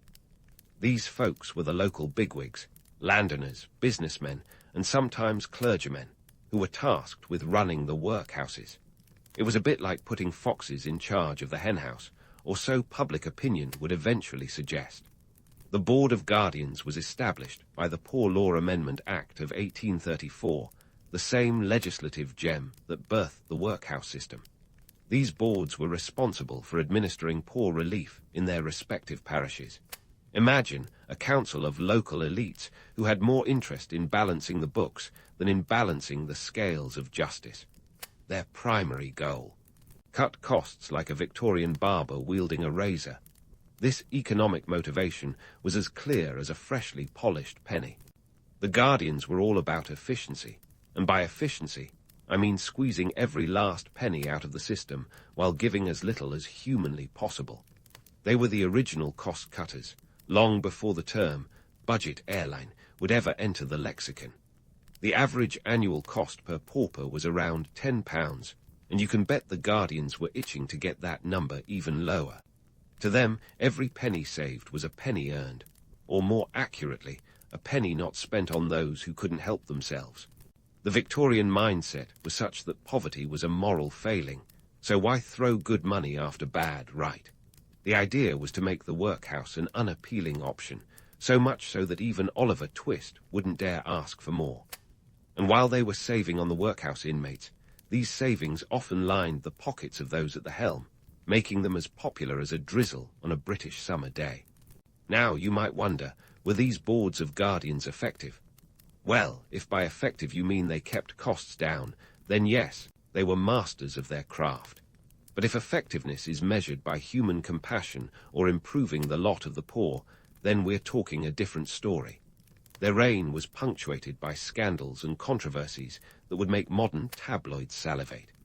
Take the scandal at Andover in 1845, where inmates were found gnawing on bones meant for fertilizer because the guardians had cut food rations to the bone, quite literally. This wasn't just a lapse in judgment. It was a systemic failure of the highest order. The nation was outraged, and the press had a field day. The new poor law, with its promise of relief and reform, was exposed as a sham that couldn't even guarantee basic sustenance. Meanwhile, public dissent was bubbling away like a cauldron on a witch's stove. As more scandals came to light, the public began to question the morality of a system that seemed to punish poverty more than alleviate it. Pamphlets and editorials lambasted the workhouse system, and public meetings often erupted into heated debates. Charles Dickens himself, through his scathing pen, fueled the fire with works like Oliver Twist, which painted the workhouses as dens of iniquity and negligence. Let's not forget the role of the press, which started to act like the watchdog the system sorely needed. Newspapers like The Times and the Morning Chronicle reported on the woeful conditions, sparking public outcry and forcing the government to rethink its approach. It was like a Victorian Twitter storm, minus the hashtags, but with all the outrage. But the guardians were nothing if not stubborn. They clung to their cost-cutting measures with the tenacity of a bulldog on a bone. Even as public opinion shifted, many guardians viewed their work as a moral crusade to instill discipline in the poor. They were convinced that if the workhouses became too comfortable, the poor would never leave. It was a peculiar brand of tough love, where the love was as scant as a Victorian swimsuit. Yet change was inevitable. The scandals and public dissent eventually pushed Parliament to tweak the system. By the 1860s, the Poor Law Board, a central authority, was established to oversee the workhouses and curb the excesses of the local guardians. It was a step forward, albeit a small one, and the workhouse system continued to evolve, though not always for the better. As we look at these events through the lens of history, it's clear that the management of workhouses was a microcosm of Victorian society itself. It was a world where appearances mattered more than substance, where poverty was a sin and charity was often a calculated affair. The workhouse was a stage upon which the dramas of economics, morality, and human endurance played out in stark relief. So, while we've explored the management and administration, we've only skimmed the surface of a complex narrative that's as layered as a Victorian wedding cake. The story of the workhouse is far from finished, and there's more to uncover about the lives within these walls.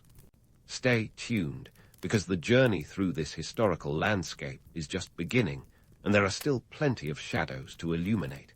As the Victorian era plodded toward its inevitable conclusion like a weary workhouse inmate, cracks began to appear in the very foundation of the workhouse system. By the late 19th century, societal winds were shifting, and they weren't just a mild breeze but a full-on gale. It was time for the workhouse to face its reckoning, like a stern headmaster finally called to answer for his draconian rules. Economic changes were at the heart of this transformation. Britain was no longer the industrial powerhouse it had once been, and the economy was diversifying faster than you could say cotton gin. The rise of trade unions, the expansion of suffrage, and the growing influence of social reformers created a perfect storm, demanding a more humane approach to poverty. The laissez-faire attitude that had birthed the workhouses was beginning to look as outdated as a crinoline at a cocktail party. By the turn of the century, the poor law system was about as popular as a flu epidemic, and reformers were pushing for change. The 1905 Royal Commission on the Poor Laws and Relief of Distress was like a Victorian Yelp review, a scathing assessment that called for an overhaul of the antiquated system.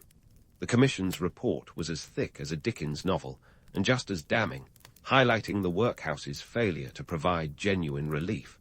Politically, the winds of change were blowing stronger than ever.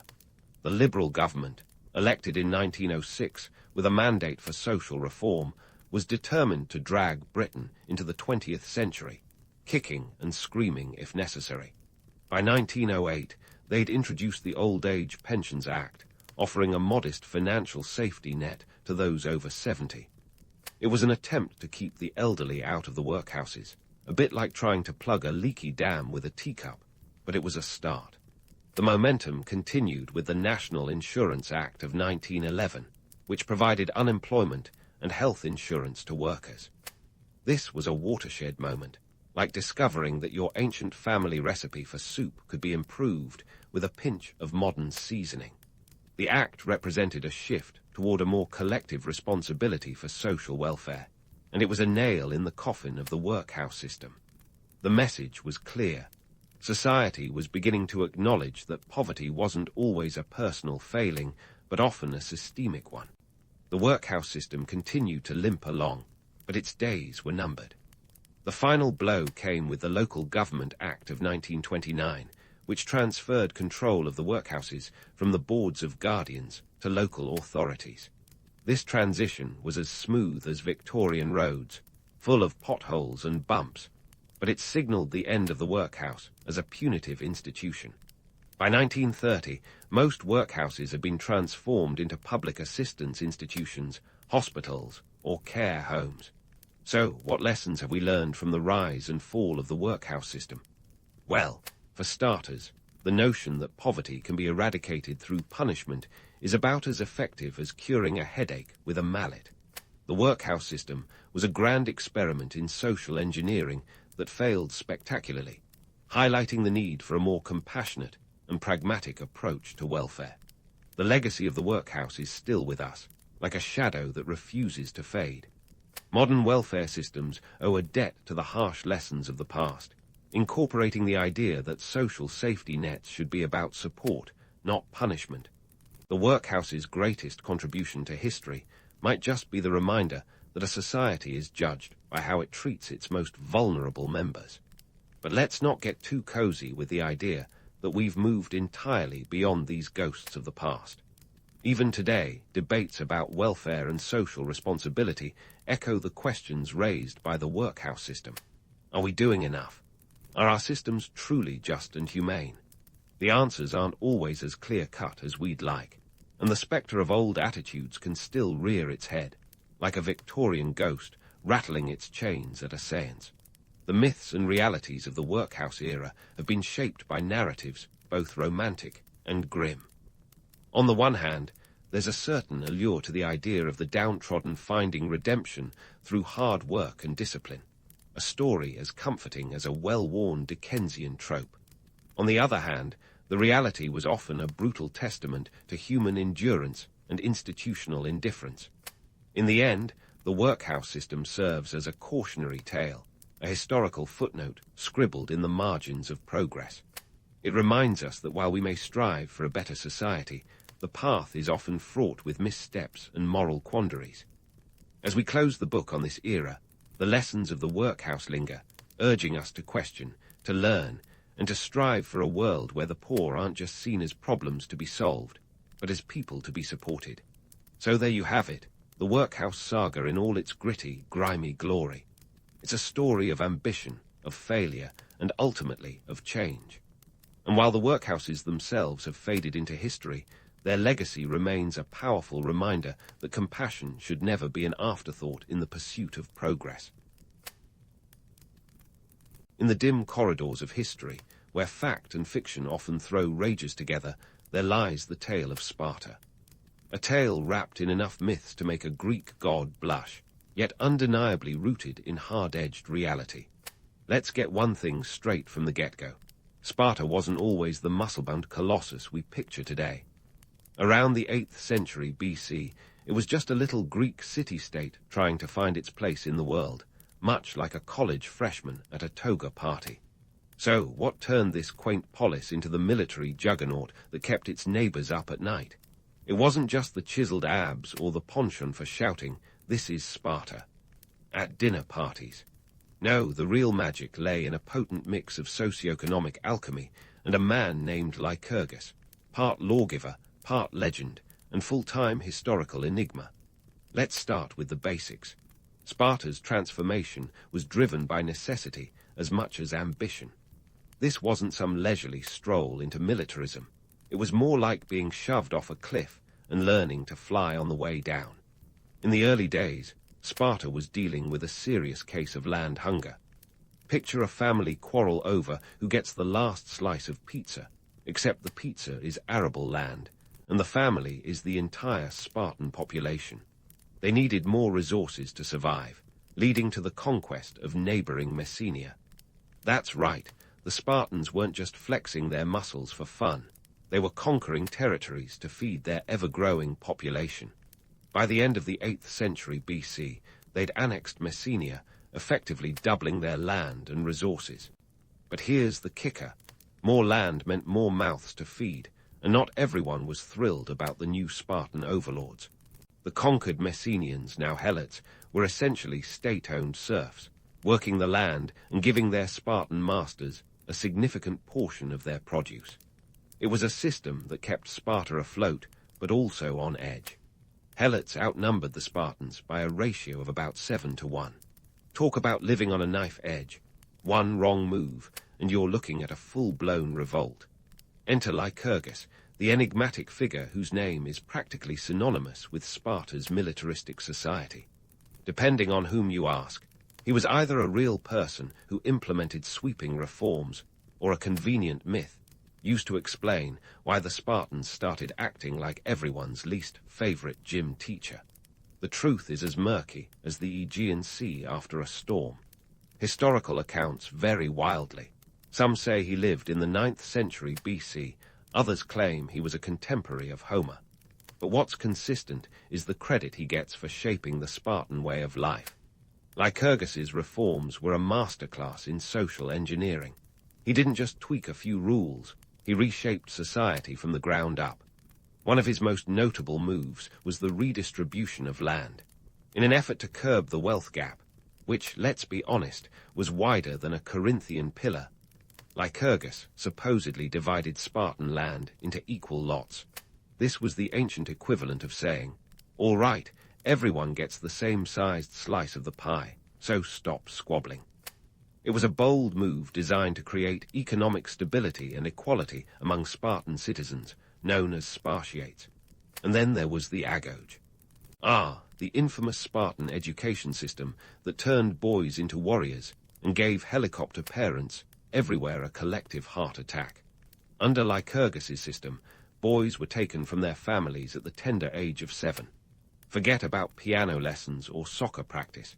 These kids were enrolled in a brutal regimen of physical training, survival skills, and let's not forget, a healthy dose of endurance testing.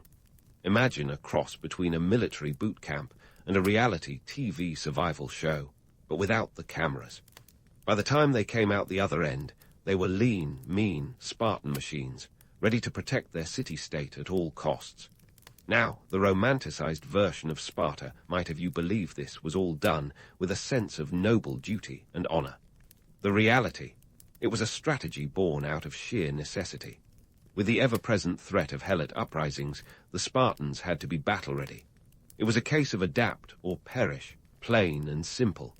Of course, Lycurgus didn't achieve all this by sheer force of will. The so-called Great Retra, a set of laws attributed to him, was supposedly delivered by the Oracle of Delphi. And who was going to argue with that? Divine endorsement was the ultimate trump card in ancient Greece. But did these reforms actually come from Lycurgus, or were they a convenient historical narrative to explain Spartan society's evolution?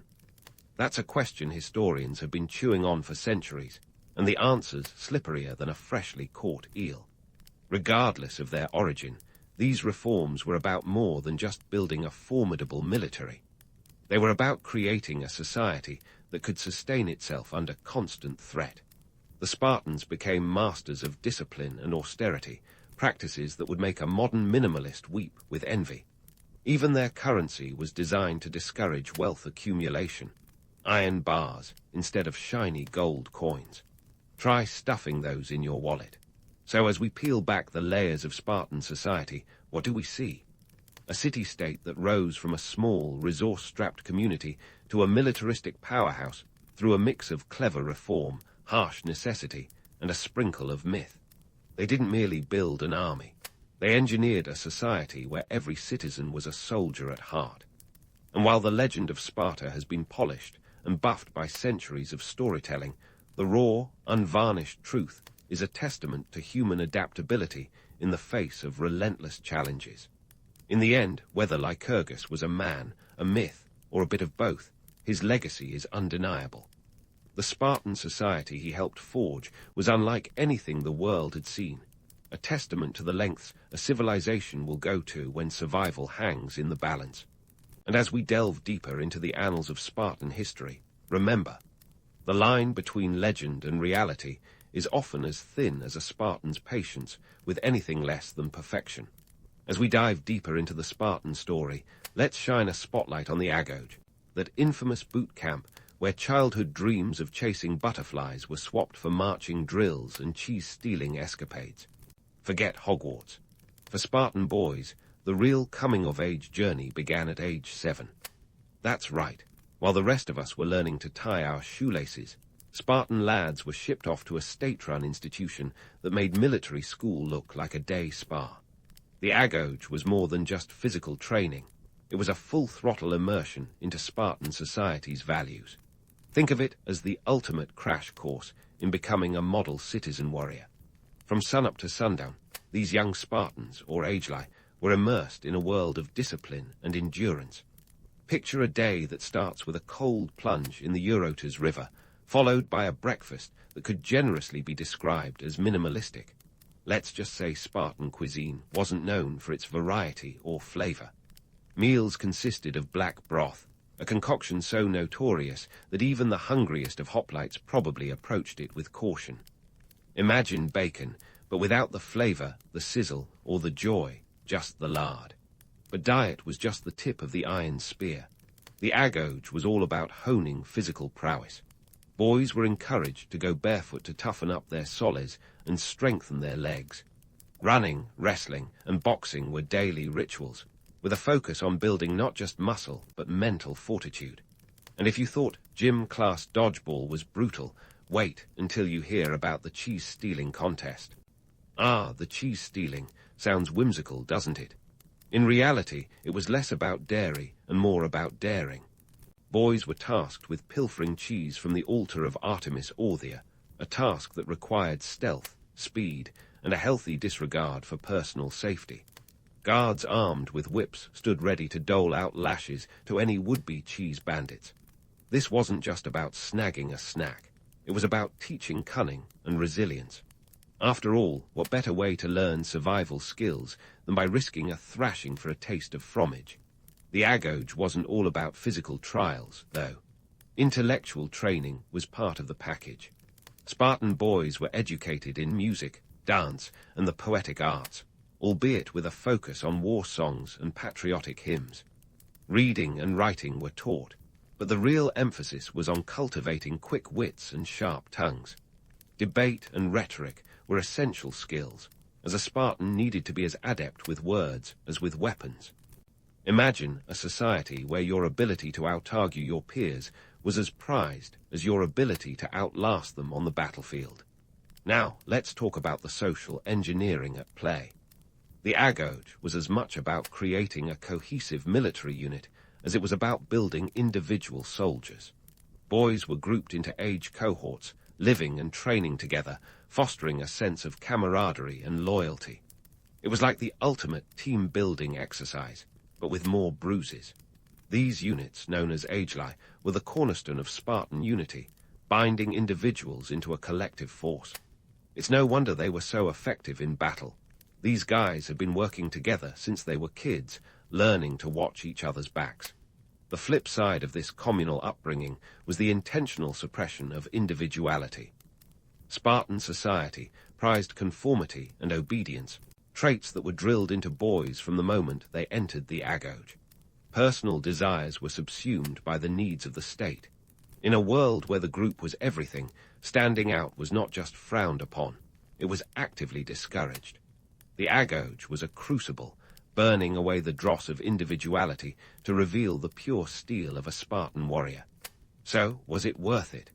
Did this grueling regimen actually produce the ultimate soldiers, or was it just an elaborate exercise in state control? The Romantics would have you believe that the agoge forged men of unparalleled courage and discipline, the kind who could hold a pass at Thermopylae with just 300 of their buddies and a handful of allies. The realists might argue that the system was as much about maintaining control over the helots as it was about external threats. After all, a population that's perpetually poised for war is a population that's less likely to question the status quo. Yet, despite the brutality, or perhaps because of it, the agoge has captured the imagination of generations. It's the stuff of legends, where boys become men and men become myths. But before we get carried away on a wave of nostalgia for a time, and place none of us would actually want to visit, let's remember the cost. The agoge wasn't just a training ground. It was a test of survival, separating the wheat from the chaff with ruthless efficiency. And while we're busy myth-busting, let's dispel the notion that Spartans were some kind of superhumans.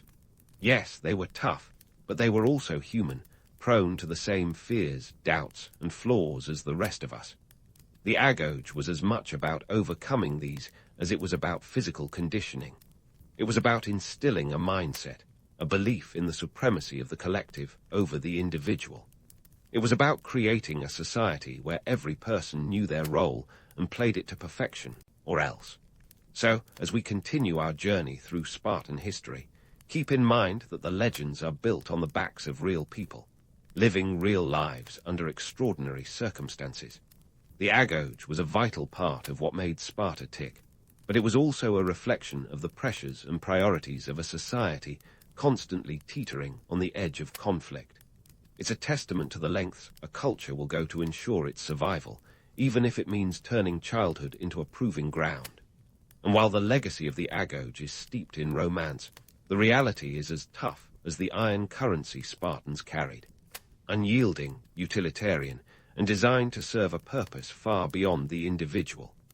As we leave the agoge behind, remember that it's just one piece of the puzzle, a puzzle that's as complex and compelling as the Spartans themselves.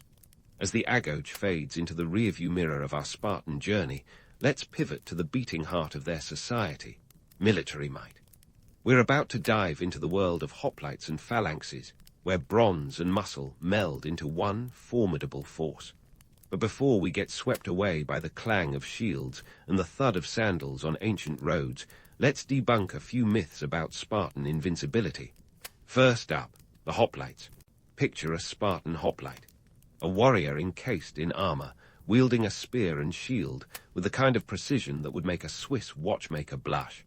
But here's the thing, this warrior's kit wasn't some off-the-rack purchase. Equipping a hoplite was like buying a small car today. We're talking about a bronze helmet, cuirass, greaves, a spear, the dory, and the iconic round shield, the hoplon. In today's money, this ensemble would set you back around $2,000 to $4,000, depending on the level of craftsmanship, and let's face it, personal bling preferences. Now, contrary to popular belief, not every Spartan could just waltz into battle. The hoplite army was composed of Spartiates, the full citizens, who could afford the gear. And let's not forget the periog, the non-citizen neighbors who also suited up. These guys were essential to filling out the ranks, proving that even the Spartans needed a little help from their friends. Once they were all decked out, these warriors formed the phalanx, a human tank formation that was as much about psychological warfare as physical. Imagine standing in front of a wall of shields and spears, knowing that those behind them had been training for this moment since they could walk. The phalanx was the original "don't mess with us" signal, an unyielding line of soldiers, shoulder to shoulder, advancing in unison. It was a sight to behold, a combination of precision, discipline, and raw power. But here's where reality steps in to spoil the Hollywood party. The phalanx was not invincible. It was highly effective on flat, open terrain, but throw in a hill, some trees, or even a bit of mud, and you've got a recipe for chaos. The phalanx required perfect coordination and clear lines of sight. Lose either, and your battle plan quickly turns into a game of who's poking whom with a pointy stick. And let's talk logistics, because no army marches on an empty stomach. Spartan supply lines were a real Achilles heel. While the boys were busy becoming warriors in the Agoge, nobody was teaching them how to manage a supply chain. An army might be unbeatable in a surprise attack, but sustaining a prolonged campaign was a different beast. If you think getting a pizza delivered is hard, try feeding an army in the field. It's no wonder Spartans preferred quick, decisive battles. Now, onto the battlefield strategies. The Spartans were great at sticking to what they knew worked, an admirable trait unless the enemy decided to do something unexpected. Their reliance on the phalanx meant they were sometimes blindsided by more adaptable foes. Take the Battle of Leuctra in 371 BC, for instance, where the Thebans used a new tactical formation and handed the Spartans a rare but stinging defeat. So much for the myth of Spartan invincibility. The allure of Spartan warfare is undeniable, but it's not the whole story. The reality was gritty and unglamorous. Warriors had to contend with hunger, exhaustion, and the ever-present possibility of a spear finding its mark. And while we often romanticize the glory of the fight, the truth is, battlefields were chaotic, noisy, and downright terrifying. Let's also debunk the myth that Spartans were a bunch of humorless automatons. They were as human as the rest of us, complete with flaws and fears. Sure, they were trained to suppress these, but in the heat of battle, even the bravest could falter. And while the legend of the 300 Spartans at Thermopylae paints a picture of unwavering courage, it overlooks the reality that those men were also scared out of their wits. Not that you'd hear them admit it. Spartan warfare was a blend of strategy, discipline, and sheer willpower, but it was not unbeatable. Their reputation was built not just on victories, but on the fear they inspired, a psychological edge that was often as effective as their spears. But remember, behind every legend is a layer of reality, and the Spartan military was no exception. Brave, yes, but also pragmatic and far from perfect. As we leave the battlefield behind, keep this in mind. The Spartans were remarkable not for their invincibility, but for their ability to adapt and survive in a world that was anything but forgiving. They were masters of making do with what they had, a quality that might not make for a blockbuster movie, but certainly makes for a compelling slice of history. So, while we salute their prowess, let's also acknowledge their humanity, because that's where the real story lies. When it comes to Spartan society, you could say their military prowess was built on a foundation of blood, sweat, and let's not sugarcoat it, serf labor. Enter the Helots, the unsung, unwilling heroes of Spartan stability. Imagine being the backbone of a society that doesn't exactly roll out the welcome mat, more like rolls over you with a chariot.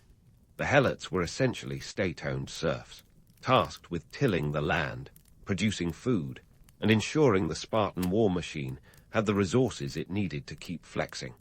So, who were these Helots, and how did they get roped into this thankless gig? Well, most of them were descendants of the Messenians, who, back in the 8th century BC, had the misfortune of living next door to a land-hungry Sparta. After a series of conflicts, the Messenians found themselves on the losing side, and voila, instant Helots. By some accounts, Helots outnumbered Spartans by a ratio of 7 to 1, which is about as reassuring as being outnumbered by sharks at a beach party.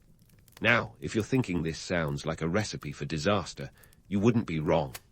The Spartans were acutely aware of the powder keg they were sitting on. The Helots were a constant reminder that their society's strength was built on shaky ground, much like trying to build a house of cards during an earthquake.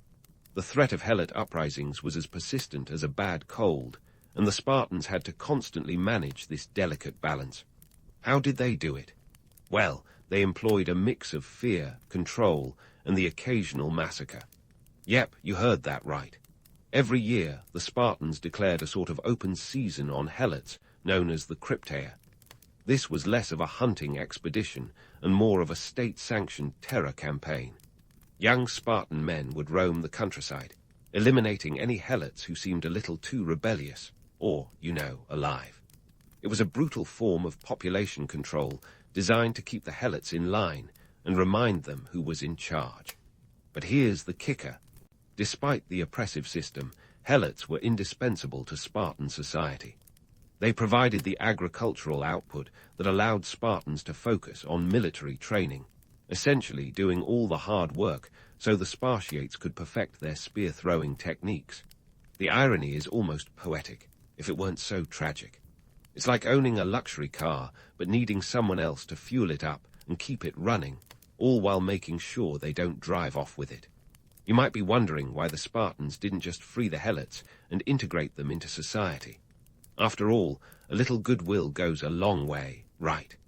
Well, the Spartans were all about keeping their social order rigidly stratified. The helots were the bottom rung, the periog.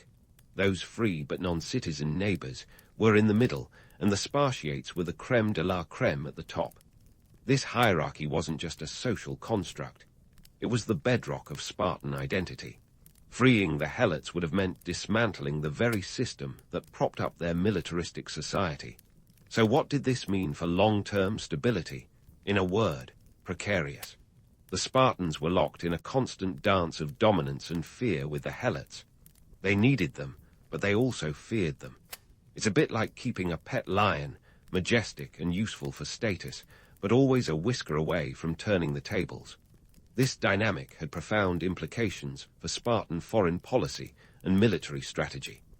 The ever-present threat of a helot uprising meant that the Spartans were reluctant to engage in prolonged military campaigns far from home. They couldn't afford to leave their fields unattended or their helot population unchecked. This self-imposed leash kept the Spartans from expanding as aggressively as they might have liked, effectively putting a cap on their ambitions. Furthermore, the need to control the helots influenced every aspect of Spartan life. The agoge, that infamous boot camp for Spartan boys, wasn't just about creating warriors. It was about instilling a mindset of superiority and vigilance. The helots were both a cautionary tale and a training ground. Young Spartans learned early on that maintaining control required more than just physical prowess. It required a mental and social domination that was as ingrained as their military training. But here's the twist. The helots weren't just passive victims in this saga. They were resilient and resourceful, often finding ways to resist their oppressors. Whether it was subtle acts of sabotage or outright rebellion, the helots were far from the docile labor force the Spartans wanted them to be. Their resistance was a constant undercurrent, a reminder that even the mightiest society relies on the consent, or at least the compliance, of those it subjugates. And let's not romanticize the Spartan lifestyle too much. While the Spartans were busy honing their bodies and minds, they were also living in a state of constant paranoia. The fear of helot rebellion was a shadow that loomed large over their daily lives, casting a pall over even their greatest achievements. It's hard to revel in victory when you're constantly looking over your shoulder. In the end, the helots were both the lifeblood and the Achilles heel of Sparta. Their labor underpinned the entire Spartan economy, yet their presence was a perpetual reminder of the fragility of Spartan society. This paradox is central to understanding the rise and fall of Sparta. The very system that allowed Sparta to achieve greatness was the same system that sowed the seeds of its eventual decline. As we stand on the edge of this historical precipice, it's clear that the story of Sparta is not just one of military might and discipline, but also one of economic dependency and social tension. The helots were the silent, reluctant partners in the Spartan experiment, a testament to the complex interplay of power and vulnerability.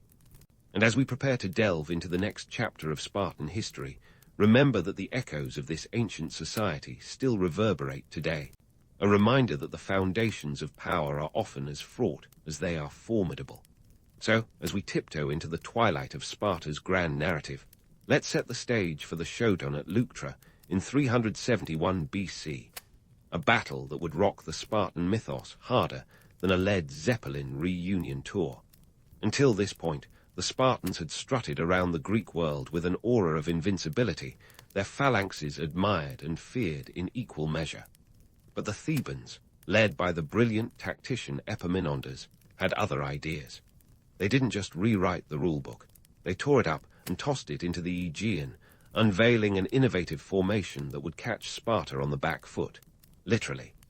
You see, the Thebans stacked their troops on one flank, creating a 50-deep phalanx that punched through the thinned-out Spartan lines like a hot knife through butter. In contrast, the Spartans, used to their tried-and-true methods, found themselves bewildered and outmaneuvered.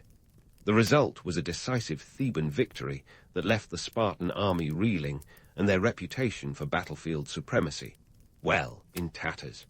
But was it just tactical genius that led to Sparta's downfall at Leuctra? Not quite. The truth is, Sparta was already a society stretched thin, like butter scraped over too much bread. Their rigid military system, once their greatest strength, had become a straitjacket. The constant need to keep the helots in check meant they couldn't afford to lose Spartiates, who were dwindling in numbers due to a host of social issues, including a declining birth rate and the ever-harsh agoge that did as much to thin the ranks as to bolster them. Economically, Sparta was also on the ropes. The iron currency they so proudly used to snub their noses at wealth accumulation was about as practical as paying your rent in monopoly money. With limited trade and a social system that discouraged innovation, the Spartan economy was less a well-oiled machine and more a rickety cart held together by duct tape and prayer. In a world where money talked louder than a Spartan war cry, their isolationist policies were starting to look more like shooting themselves in the foot. Politically, the landscape was shifting. After their defeat at Leuctra, the Spartans faced a loss of influence across the Greek world. Allies, once drawn to their might like moths to a flame, now reassessed their loyalties. Thebes, riding high on their victory, stepped into the power vacuum, challenging Sparta's dominance and reshaping the geopolitical map of Greece. But here's the kicker. Even as their star waned, the myth of Sparta endured. This is the part where we unmask the romantic notions of Spartan infallibility. In truth, their downfall was as human as it gets, a mix of overconfidence, stubbornness, and an inability to adapt to changing times. They clung to their traditions like a Netflix binge-watcher to their favorite series, long after the plot had jumped the shark. Their failure to innovate or reform left them vulnerable in a rapidly evolving world. Yet the allure of Spartan discipline and martial prowess didn't just fade away. It found new life in the imaginations of later generations, from the Romans, who admired their stoicism, to modern storytellers who have recast their history in countless films and books. The enduring Spartan myth is a testament to our fascination with strength and simplicity, even as we conveniently gloss over the complexities that underpinned it. In the grand tapestry of history, Sparta serves as both a cautionary tale and a source of inspiration, a civilization built on the idea that excellence is born of struggle and sacrifice. But as we've seen, their singular focus on military supremacy came at a cost. The same system that propelled them to the heights of power also sowed the seeds of their decline.